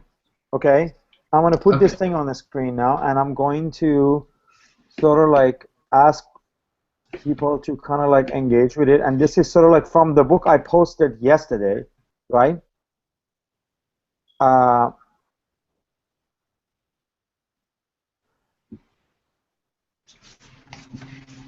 Which sort of like the Nitzan and Bichler book, right? So I'm going to put this formulation, and I want to see that like this is the problem with like theory. It's like if you're going to talk about capitalism, it's good to know, actually get a little bit into the science of capital, because that's the only way where you can substantiate. So you're seeing the window, right? So that is on the top you get this formula basically. This is Nitzan and Bichler's formula for how capital does exactly what Lipovitsky says it does, right? So there is this formula, at least as a proposal, as a hypothesis. And if you look at it, P here is the price of the stock price, which they also like look at it and they think that this is also the same for capitalization, which is sort of like the other way of saying interest. So you could put K or P, right? And then EEPS is estimated price of the stock price, right? And then R is risk. So basically the way the price works, the way the future works is that risk has to get factored in for the price to be predicted, for the future to be set, right? So you have the EEPS divided by R, right? And then The complicated version of it is like, okay, so this estimate, how does these estimates are arrived at, right? These estimates are arrived at, basically the H there is hype. And hype, basically, it's kind of like capitalist hegemony, culture. The way financial market hype a certain stock, hype a certain product. So basically, the estimated price of the stock is times hype divided by risk, which is R, right? And then that Greek element, which I don't know how to pronounce its name, that element, he calls it, in the paragraph, he calls it like the risk coefficient, which means when the risk coefficient, which is the confidence of the market, or the confidence of the capitalist, or the confidence of the people who are involved, right? So if the confidence is 1, then risk gets just divided by the risk taken, right? And then when the confidence goes low, that risk, the Greek symbol becomes more than 1. And then what ends up happening is that any little bit of coefficient in that confidence, right, then increases the risk. When the risk goes up, the price comes down, right? It's the price of the future. So really, we do have at least by these two political economists, a way of saying that this is, and they argue that this formula is the base, if you want to come up with a basic formula of how capitalism deals with the future, here it's in front of you. And I mean, you can see the page number of the book too, and I uploaded the book. So for a further discussion of it, I would just send you to the book. And like, it's a really fascinating part where they describe all these elements involved, like hype, risk, are well described. So I found that kind of like a good complement to Lipovitsky's. So like idea of time. Anyways, so go ahead. Yeah, I mean, I don't really, unless Jason is going to say something. No, please go ahead. The thing that I don't really understand about the essay, or that at least is not addressed in this section of it, is basically how to re-render repetition and time out of the existing system. So, I mean, that just isn't there. What about likely the last, out of vagueness. What about the last? Yeah, on the last page, I mean, that's kind of where his whole argument is. So if I'll pull that up. Yeah, the last page, I thought that's where he kind of like gets clear about what he means. He's saying that we need, basically, to me, it means that we need our own hype machine. We need our own hegemony. We don't be afraid of hype. Don't be afraid of like repeating and repetition, because we need our own repetition machine if you're going to get anywhere, which is something you actually said in the beginning, right? Yeah, something like that. So, to me, the crux of the argument, I think, was right over here. He says, so that all there is for us to do, to hope for, is to cut short the reign of powers and their oppression, and to do something, and to do so endlessly, since the combat against powers has no end. It's not much, yet it's enormous. Such is the meaning of permanent revolution, which we now identify with the multiple movements of acceleration and their desire for a saving of time.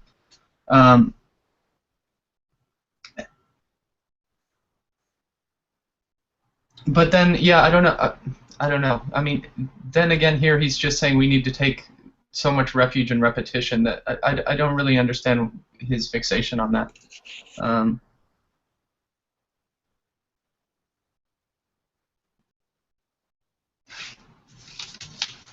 I mean, maybe it's just too brief of a piece. But something that is really interesting about the earlier portions of the essay is when he is talking about value, because it's usually where value is disguised in a wage relationship that the profit is extracted. So he thinks time is really the most valuable component, because that's where time is always used to take labor value out of things. Does that make sense? Yes, I would like to see if others would like to discuss it or chime in. I'll pull up page 4 here. Can you still see this? Yeah, we're seeing your screen. So whatever you see, we're seeing.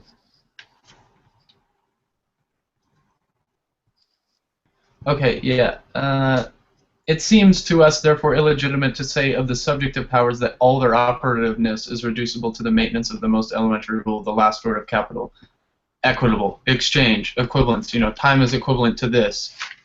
blank is equivalent to that. I mean, but it's mostly okay. So he says that the law of value represents the very repression of the system, and needs and no other or the others, cups, etc., are only lemmas or reciprocals of the fundamental theorem of application.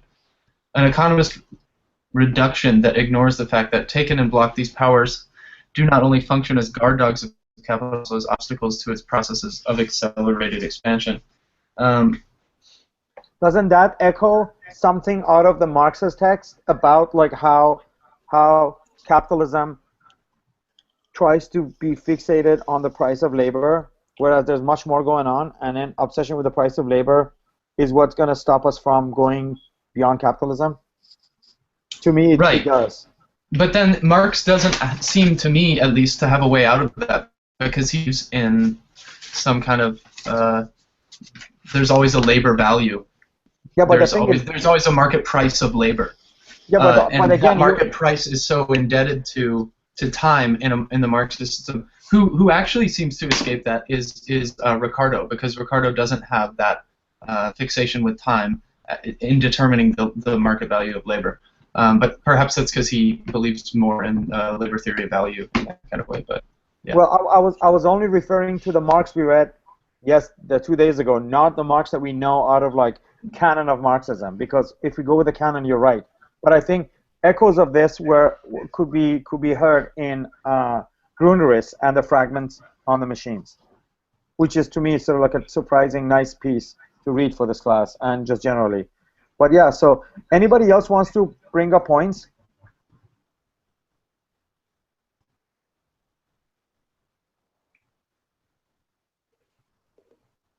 I would interject, but I was mostly focused on Ballard for today. But I definitely want to read this closer now. Anybody else?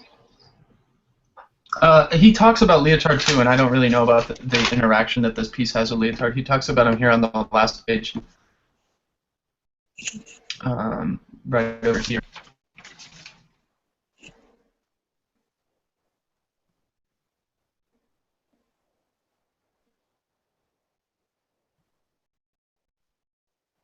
Laura, do you like to say something? I actually had a pretty basic question, I think, which is my main, I don't know, my main concern perhaps with the whole accelerationist project and with contemporary Marxist critique. I think I'm not an expert in Marxism, I have to say. I've read The Fragment of Machine, I've read bits and pieces of Das Kapital, but there seems to me that especially in contemporary Marxist critique that there is an idea kind of like of capitalism, of power as this, I don't know, this monster, this fait accompli, this something that we cannot really go beyond, we cannot escape from, but we can only, I don't know, accept and perhaps try to confront. So I don't know, I guess my main question is kind of, is there another way to try and formulate a critique of the present in looking at the future, but doing without perhaps like Marx? I don't know. I don't even know if it's a question or it's just like, I don't know, my way of, I don't know, I guess that is my main concern with with the Accelerationist Reader. Why starting from Marx? Why taking his parameters and his analysis of capitalism? Sure, it's very spot on. Well, the thing is, you gotta. Okay, now I think I'm getting where you're coming from. I don't think, that was my gut reaction. My gut reaction when the book came out was this sort of like disappointment of why start with Marx, and then I was kind of like, I had the same feeling because I don't necessarily consider myself a Marxist. Now, probably like people here will get like upset, like Ross and everybody, but I don't consider myself a Marxist, and I was having the same question. But after reading the particular piece of Marx that they picked for the book, and then thinking about sort of like, Marx gives us the problem though, but it doesn't really provide us with the right clue even maybe to the answer, but he gives us the problem, and he's imprisoned in a 19th century epistemology, and that's why he can't really point to the solution, let alone giving us a solution, right? Yeah. But at the same time, the reason to begin with Marx is also political, I think. Political in terms of anthropologically political, which means because of Nick Land's legacy and the importance of speculative realism and Nick Land to the whole project, if you don't start with Marx, you would immediately be written off by Marxists as a right-wing neoliberal thing that's trying to sell out, right? So when you start with Marx, you kind of like anthropologically within the contemporary intellectual world, you kind of sort of like put yourself to the left of Marx by saying like, here's your Marx, and we find it insufficient. So then by default, you kind of fall to the left of Marx or more progressive than Marx. So that's how I kind of came to sort of like understand the relationship between accelerationism and Marxism, and also the fact that the book kind of begins with Marx. So I don't know if I was able to answer the question or not, but like to me, this is how I kind of like got over my own initial disappointment as to why Marx was involved. I guess, yeah, thank you. I guess it is, yeah, it's really like great answer. Although I still think that if this project really wants to be so groundbreaking, it really wants to break with the whole like political and philosophical tradition, and with, I don't know, try and solve perhaps the problems of the left that we have today, which is kind of incapable to formulate, right, like a concrete response answer to the present. I kind of have the feeling, I don't know, like they seem to me really that there is this big wall that Marxism always leaves, like, I don't know, in front of, and yeah, it is true what Ivan was saying. It is too important. But on the other side, I don't know. I also think that perhaps because we have a different technological and scientific like apparatus on some like milieu, perhaps we should look at, I don't know, different ways. And again, I don't know, perhaps taking neoliberalism a bit more seriously, also for the political consequences that it brought. So I don't know. I guess this is just my main problem with that. And again, it's very hard to break with it because most of the philosophical tradition that of the past 50 or 100 years is like the critical tradition is grounded on Marx anyway, like post-structuralism, Deleuze, and all of that. But again, I don't know. I'm always a bit. I don't know. It leaves me always with this bit of like a discontent. This is why it was important for me to post the Nitzan and Bichler book, Capital as Power, and kind of like bring the formula. Great, yeah. I totally encourage you and other classmates to, and you know, Piketty. Well, I read Piketty's book this summer, and I actually I have the PDF copy of it, and I might just post it up for people to read. Actually, if you guys don't have the PDF, I have the PDF of Piketty's. But basically, we're looking forward to Nick and Alex to develop more sort of towards a new political economy for accelerationism. But meanwhile, people like me and Sohail Malik and others have shown interest in Nitzan and Bichler's model because it completely rejects a lot of tenets of Marxism, like classic Marxism, and breaks from it. And breaks from it not back towards neoliberalism or some form of reconciliation with capitalism, but breaks to something even more contemporary and radical. So part of my personal project is somehow bring them into conversation with acceleration. These two economists who have no room for culturalists or cultural Marxists, or they have no room for theory because they deal. I show you that model. They deal with numbers, and the book is packed with like their data visualization. They basically what gives them strength is their model of dealing with data. And then through dealing with data, they reject some tenets of Marxism. Most of them important tenets of Marxism, they reject. So anyways, I think Morgan's getting ready to present. And somebody is echoing, so I don't know who it is. I think it must be Ivan. It's Morgan. It's Morgan. I wanted to say something. No, you can say something, but you're echoing. Okay, So turn the volume down. Yeah, turn the volume a shouldn't little be bit down. echoing anymore. Exactly. Or like put your headphones on. Actually, if other people's mute, I have my audio off. he's Oh, not really? actually. Oh, He's not actually echoing. It only echoes when other people talk. So if everybody else turns off their mics and Morgan talks, we should be fine. okay. Go ahead, Morgan.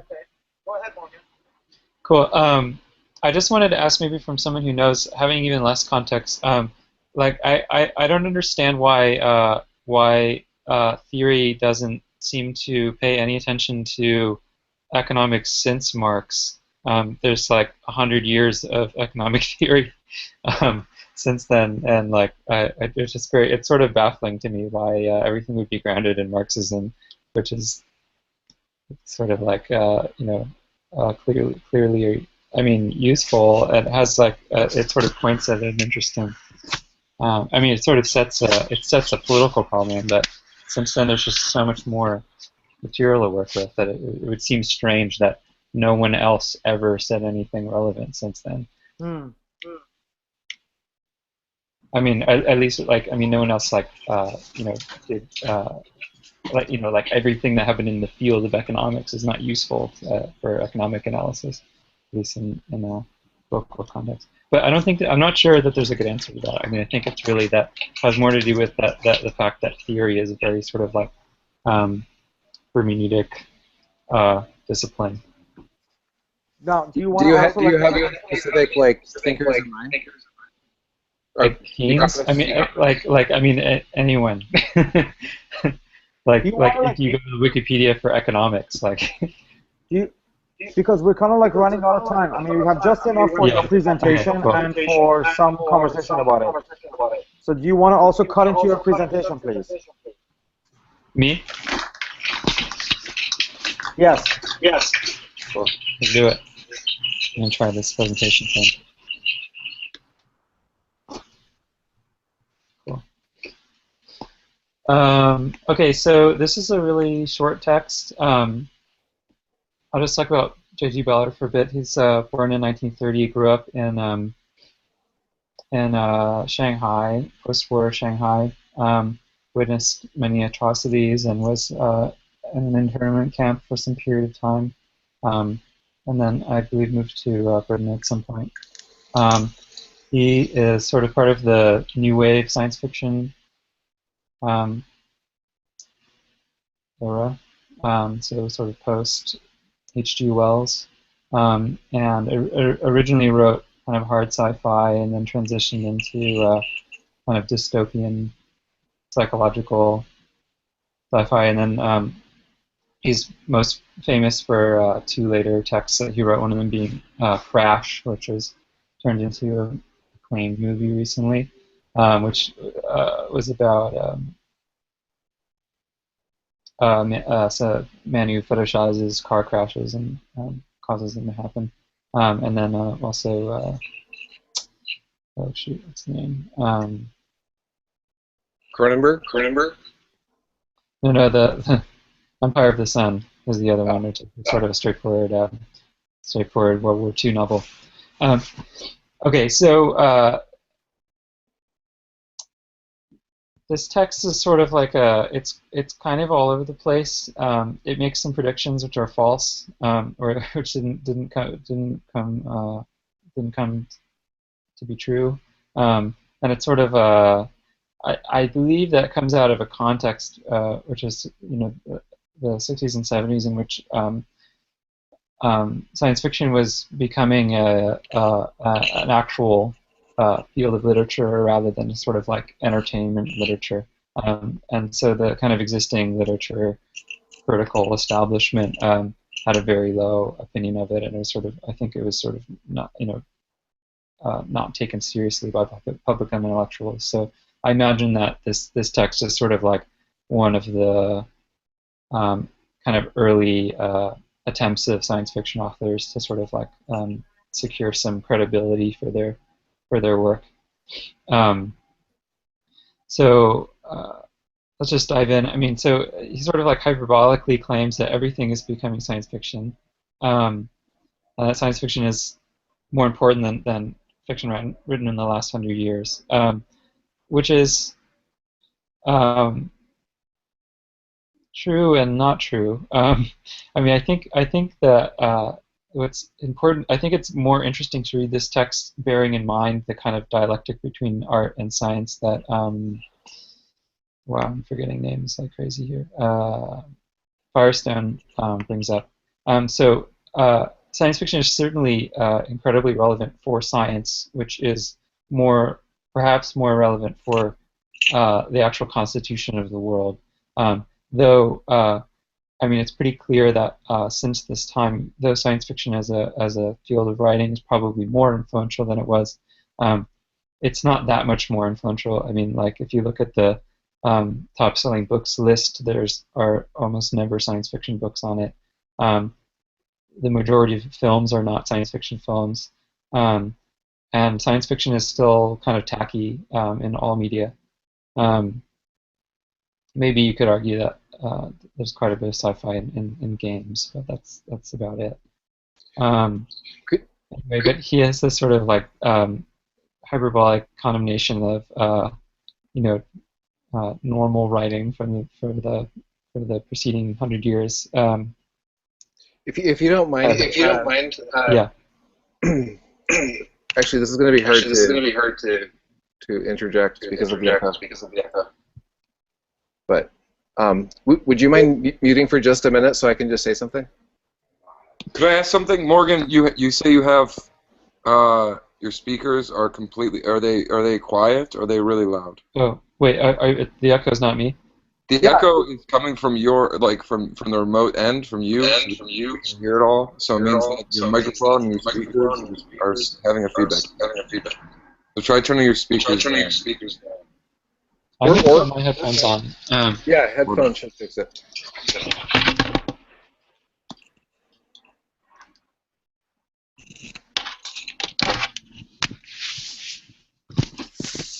How's the echo going?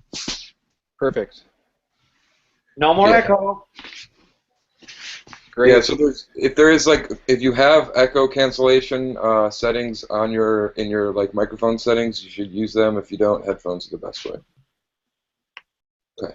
Sorry.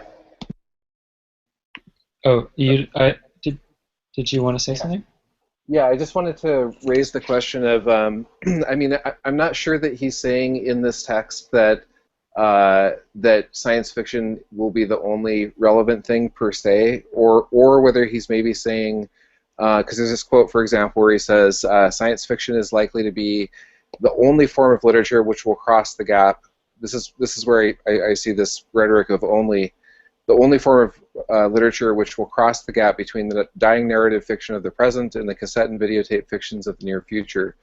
And with that, I was kind of thinking, I mean, I was trying to think, like, what would he mean by that? Because obviously, as you were just saying, there's all kinds of other genres have also made that transition. But what is specific to science fiction specifically that that you don't necessarily get, at least especially of his kind, because he was kind of a I mean, he was a very special kind of science fiction writer in which he explicitly said that he's not writing about spaceships, he's not talking about the far future or anything like that. He's talking about kind of the immediate future.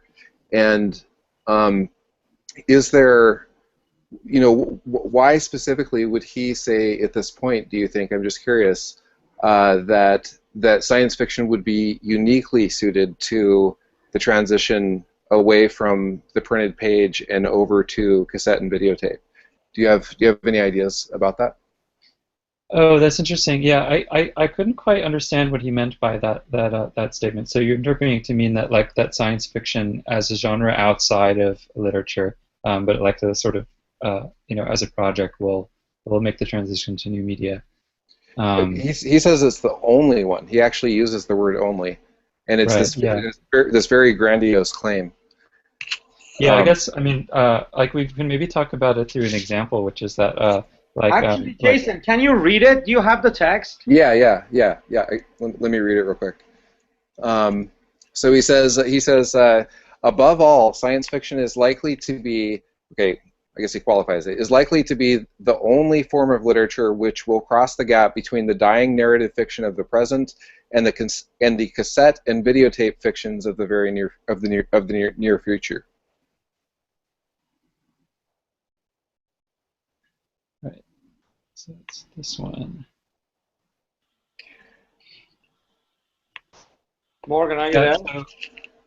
Sorry. I mean, if you want, I can say a little more about what I was thinking, but I had a good I had a good okay. Thought about that, which is that I think you can make an analogy to net art, and I guess what would now be called post-internet art. So like, I don't think you can say that happened obviously in film, or even in video games, which sort of are kind of more fantastical. But certainly, like the art that's endemic to the internet seems to be predominantly about technology or about the internet or about its own medium. So I think maybe right. there's some I mean, it kind of makes sense to claim that as new media will need to itself talk about new media, because as it's being introduced, it will be the most important thing that's happening to speak about. But yeah, I still think that's a little bit hyperbolic. Yeah, that's exactly what I was thinking, because I was thinking about, I mean, it's basically a forum content question, and the content of science fiction, and especially his specific version of it, which is really concerned with the immediate future, and I mean, to go back to what was being said earlier, what Muhammad was saying about why he doesn't like art history, that it's all about is this sort of Angelus Novus kind of attention to how the past kind of crops up again in the present. Well, with science fiction, what you're dealing with is the future cropping up in the present, and even like tomorrow, like even potentially 5 minutes from now or something like that.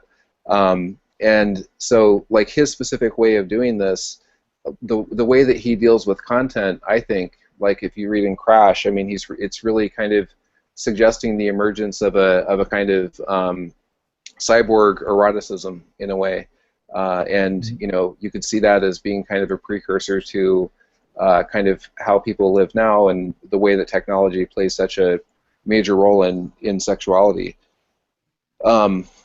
But yeah, I guess the thing that I was just thinking is that as the technological form is constantly shifting, if the central question of the content is the impact of ever evolving and changing technological forms, maybe you could say it is uniquely situated for that. But then on the other hand, he also, I guess later on, Ballard also, rejected the whole label science fiction, and he said that it's become it's kind of been recuperated in a way. But this is him, like you were saying, this is him at the beginning and trying to make a claim for kind of dystopian science fiction. Yeah, I find it quite interesting that the things that he's talking about seem to have largely started happening much more so in the past 5 years. Mm-hmm. It seems that there's dramatically more art and fiction about technology and society than previously, and it's sort of less. It's much less fantastical, much more realistic. I was gonna ask you that, like, maybe you're being a little bit unfair to cinema, because, and also maybe like when you said like, oh, science fiction films, like two really important films, both for cinema, for science fiction, for a lot of like good theory, have been Terminator and the very big classic, which is Blade Runner. Star Wars. And then talking about, I mean, the Star Wars is like, I don't know, I don't really, well, yeah, kind of like Star Wars too, because Star Wars is really about globalization. Star Wars is like. I thought you were going to say 2001, but. No, Star Wars is like Osama bin Laden. It's like the Osama bin Laden in space. But yeah, so like that the dark figure of, like, What was that one about the train that just came out? Snowpiercer. Snowpiercer. I haven't seen that one yet. But also, like you said, like film has not really been transformed by all this, and I also wanted to like remind those let's think of movies like Amores Paris or like Time Code, which is actually almost 15 years old. Both of them are. They're from like late 1990s or early 2000. Or think of like practices of people like Kiarostami, the Iranian filmmaker, with like Close Up, where like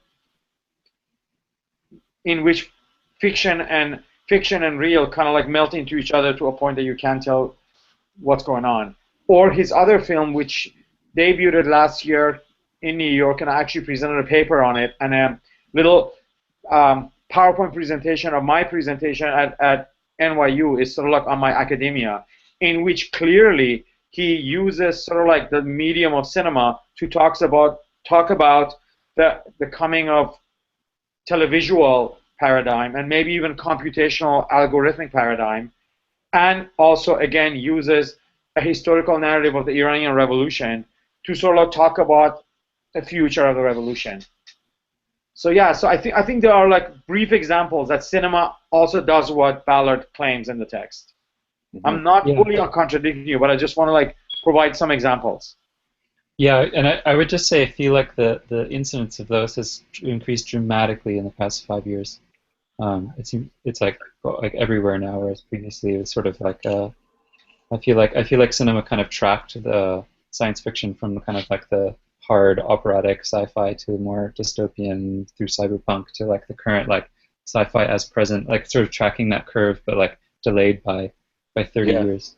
And that's kind of a very Ballardian kind of approach. I mean, with like Minority Report and this you know, where it's not about spaceships and Star Wars, but it's about like, you know, new technologies combining with an increasingly kind of authoritarian state and capitalism, and creating a very different society, but one that you can easily recognize in how things already are.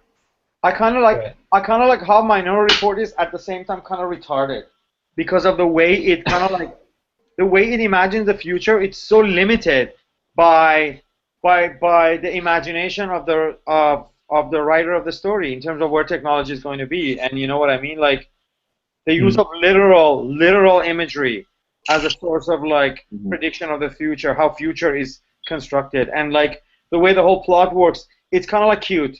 It's not really like it doesn't really bear like the markings of the really great science fiction, but in its limitations is very cute and very telling about like the pre-internet time, which kind of like ended in the 90s. And the way, I mean, like the whole idea of like predicting crime, I mean, that kind of thing can be done through, I mean, is being done through algorithmic things. No, totally, but it's not being done in the way that the film. Right. I know. They have these mystical psychics who yeah, but the film has all the like the time the movie was made, there was enough knowledge of where we're going available to these people to develop it differently, but they developed in a sort of like enchanting model of like these humans on drugs who kind of like happen to sort of like hold on to these type of sort of like abilities, right? Right. It's not algorithmic. It's still like based on geniusness and like sageness of a human. Right. Which is totally at odds with Ballard, actually. I mean, one of the things that really struck me, and I'm curious what you think of this, Morgan, was the emphasis on depersonalization. Because we're at the end where he's talking about the end where he's talking about that what's unique. One thing that is kind of unique to science fiction, or he's trying to make the case, is that science fiction is, you know, there are no great authors, you know, really. I mean, not like on the level of like Proust or something like that. And that it's kind of a more egalitarian, horizontalist type of genre. Yeah, I thought that was an interesting claim. For one, because it doesn't seem to be so true now. I mean, I don't know, when I think of science fiction, the greats of science fiction come immediately to mind. But it's kind of an interesting, I thought it was interesting, and that kind of predicted what would happen in the science fiction equivalent in music, which would be dance music, you know, since acid, through techno, which sort of had that property long afterwards to a huge extent, you know, through like the kind of white label culture and DJ culture, where the artist is not even represented in any way to the audience. Yeah, and when I was looking him up a little bit, I saw that I guess he's actually been a major influence on a lot of music. And I mean, like his novel Atrocity Exhibition, obviously, not obviously, but if people like Joy Division, you probably know that one of their albums is named after it. And I guess he was pretty influential in that. But one of the things that it really made me think of, this idea at the very end where he says, the anonymity of the majority of 20th century writers of science fiction is the anonymity of modern technology. No more great names stand out than in the design of consumer durables, or for that matter, Rhymes Cathedral. And it kind of made me think also, in addition to techno and electronic music, kind of the punk ethos that, I mean, because the very last word in this is right, you know, so he's basically calling on the reader to become a science fiction author too. And that really reminds me of the kind of punk ethos, which was basically every fan in a band and every band member also a fan. Mm-hmm. That kind of participatory idea. But also to give some credit to Morgan, he never thought about like Steve Jobs and Zuckerberg, right? What do you mean? Well, they're like brand names, and they're from the world of technology. Oh yeah, yeah. I was just going to respond to that. I think that this sort of like depersonalization aspect of technology is sort of. I mean, I get where he's coming from. That through production of objects, that objects become sort of authorless because there's so many of them, and they're kind of made by large impersonal corporations, etc. Like that. That's certainly a dynamic that continues to play out. But then again, maybe not. I mean, like when you go to IKEA, every piece of furniture is designed by a designer, and you can look at their name. And now, post 90s, the internet has become much, sort of congregated again around identity and authorship. So, right. In a way, he predicted the 90s, but not our time. Right. It's like MySpace, but not Facebook. Because with MySpace, you could have anonymous identities. With Facebook, they're trying to force everybody to have their real names and this and that. Well, I mean, or email or BBS or. Mm-hmm. I read a piece today that like a lot of queer members of Facebook are emigrating to Elo because Elo allows anonymity because you can set any username you want and not use your name. He's called it the gay exodus to Elo. The gay exodus out of Facebook to Elo. But I think Elo is paying for these type of pieces to be written. And another thing I mean it's kind of related, but it's not related. But I have to say it is that there was a major piece shared on Facebook today about like how Elo is not doesn't respect the privacy of their members very well, and within 6 hours of it, they responded with like a major privacy concern campaign, and everyone who signed up got an email about like how Elo is gonna like fix that. So it's like the speed is like amazing. Anyways, now that we're coming to like to the end, I want to see if Sean and Laura have much. You wanted to add something to the conversation here, because we don't have I mean, we started like at 6:45, so we're totally at our time. But like, it's okay to go a few minutes ahead, especially since I want to talk about assignments and ask like to see if people have caught up or like written or like are they planning to write or not. It's just that it's good to kind of like do the coursework. So I just wanted to bring that up at the end as well. So I would totally encourage you guys to write and pay stuff up. I just wanted to say before we close that something I've been trying to kind of track recently is how influential science fiction is in technology, and I mean, so far from what I've seen, it's just like incredibly influential. Like almost every person who works in technology grew up reading science fiction, and it's like the primary inspiration for so many things. It's kind of incredible. Kind of wraps it up with So Firestone, right? Because that's Firestone's point, and that's almost exactly. Sellers' point too, about like the relationship between manifest image and scientific image. It's like scientific image arises out of the manifest image. Yeah, and then even more so, like it seems that the time horizon of sci-fi is compressing as we move forward to like up until William Gibson, who's basically writing about the present, things that are actually happening in the present in such a way that it sounds like the future, but actually it's now. And so, like, yeah, I felt like the Firestone essay was like it's sort of like a key to understanding the dynamics of what Ballard wanted to talk about. But I'd love to hear something a little bit more contemporary and sophisticated on the topic.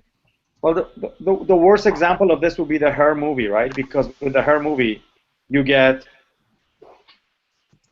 like the movie talking about like 2 years ago when Siri was first released, right? And I'm like, why are we making a movie about something that we already like? What is so?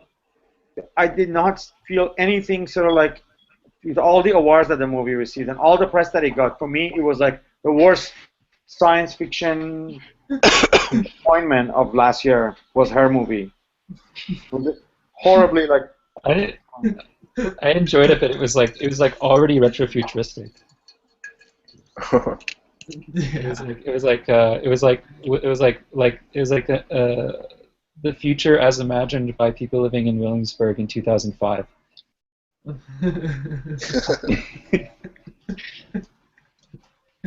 Okay, you know, guys, isn't that amazing that like they fixed the problem that even as Tony crashed and left, the Hangout, which happens to be on the fixed capital of Google, somewhere on their infrastructure, continued on and did not go down because I don't know how that happened. In a lot of cases, when the computer that hosts the Hangout crashes, you end the whole broadcast ends, and that actually happened during the Incredible Machine conference, where like we lost it because Jason's computer crashed, right? But now it's like they've done something to it, and once you host it, it kind of like leaves your machine. You have nothing to do with it. You can go and come back. So this is great. Well, I'm going to copy the text on the side and put it on the announcement because there's a lot of good information on it. And if we don't have a lot more to say, I think maybe it's time to kind of wrap it up. And please, each presentation gets a post on the announcements, and then people can keep chatting about these things underneath the announcements.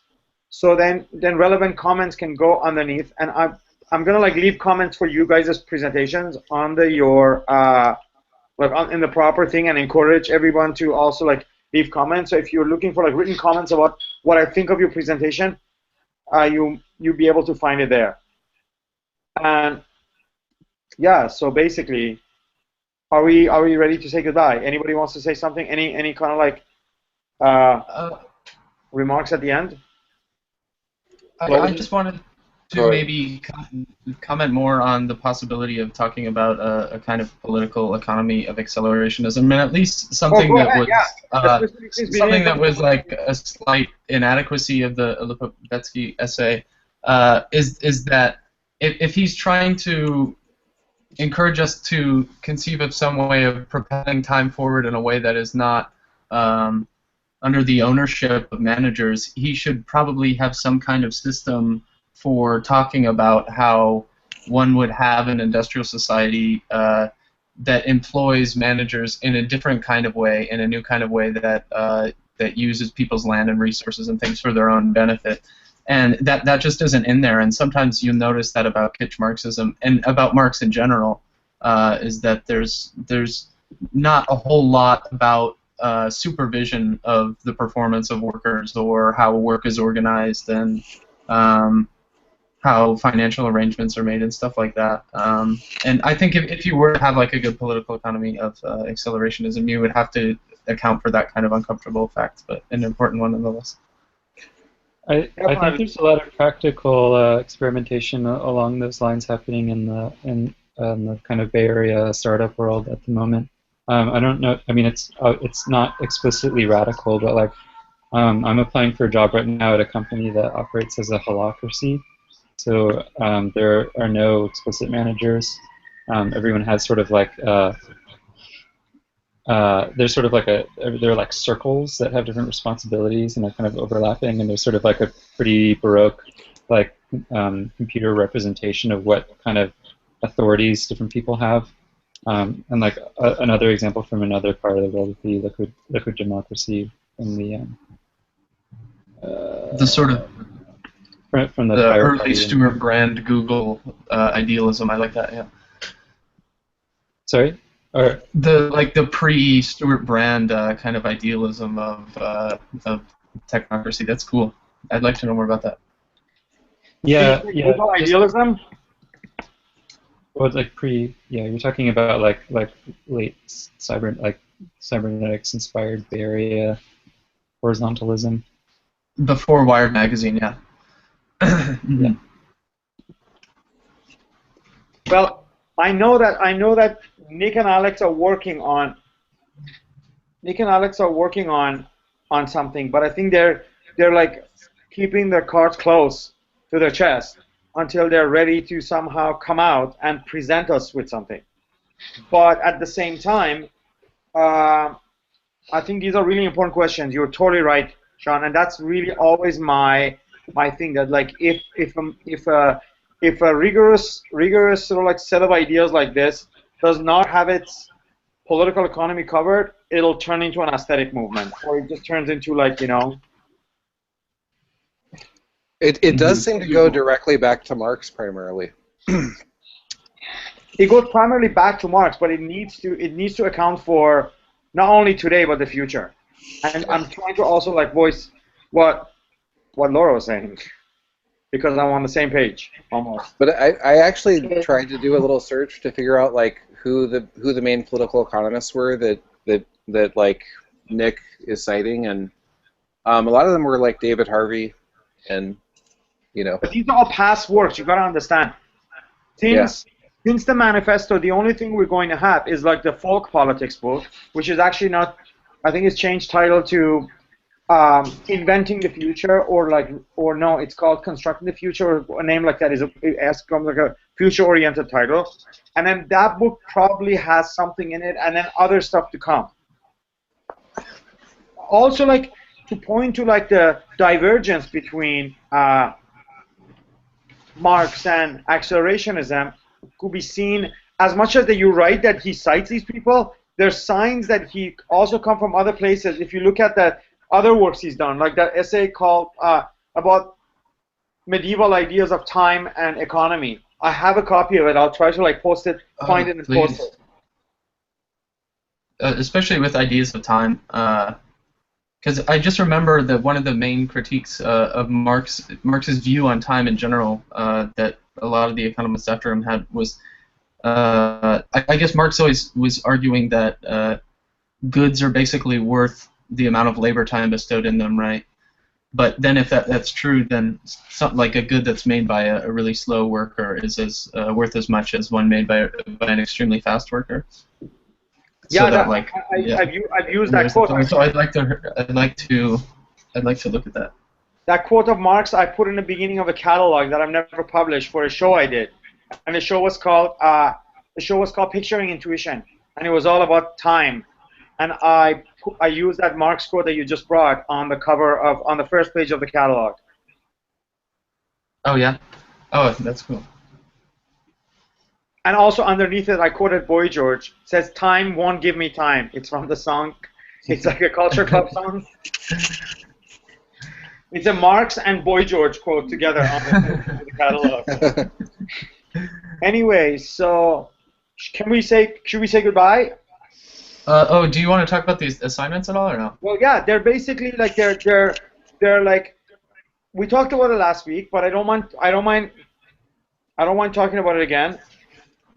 They're basically write-ups that you write, not necessarily thinking of it as a small part of a larger piece, but we would like them to be in a way that if we work on them with you, they will end up being a cohesive essay, especially in relation to what you will be contributing to the second part of the course that's offered at the end of this season, if any of you take also the second part, which we read the second part of the book. So whatever you write hopefully will accumulate towards something larger, and as we read them and mark them and go over them, you guys will be able to sort of like take our feedback and then work on them and then get things ready. But the way to make sure that it's done is to start writing now, because if you accumulate it all to the end of the course, then you have like thousands of words to write. But basically, and the idea would be to like begin writing about the same thing you presented, because you've already done some research on it and have some opinion, and then we go from there. And then we'll be in touch with you, me and Jason, and work with you on these texts as soon as you post them. So then we can get some comments going, and we would actually help the students that are in class, like rigorously help to edit and rigorously comment, so they can be like publish ready. And we would do as much as time allows us. We will help the audit students also to do the same. But of course, our focus mostly will be first on the students that are enrolled for credit and for that type of work. So, but there's going to be time that we can dedicate to your contributions. So don't be dissuaded from contributing. Please write, because all of this will end up on a News Center blog or some form of website, anyways. Because we're into research and we're into practicing what we research, and all of this to us is both research and practice. Okay. Yeah, but especially like you guys who are paid members, like paid enrolled students of the course, we would totally expect you to write in order for us to evaluate you. Anyways, I'm going to copy these last few words by Morgan for the classroom page. We lost the classroom, by the way, last week because I deleted it by mistake, and then we lost everything, and the conversation was also lost last week, so we lost last week's conversation, but we're not going to lose this week's conversation. Anyways, so but that isn't. There's an assignment due. There was an assignment due at 6 o'clock today, but because of all the like complications, it's okay to sort of like if you work on both of them and have them ready for Monday when we meet, that gives you like all these days to kind of work on it. And then the last assignment, I also added 5-6 days for the other two. I'm gonna go fix the dates a little bit so it reflects what I'm talking about right now. But yeah, it says the one that's due, the one that you were supposed to do yesterday was due today, and the one that's for today will be due Monday. But basically, both of them will be due Monday, next week. Okay. Yeah. Okay.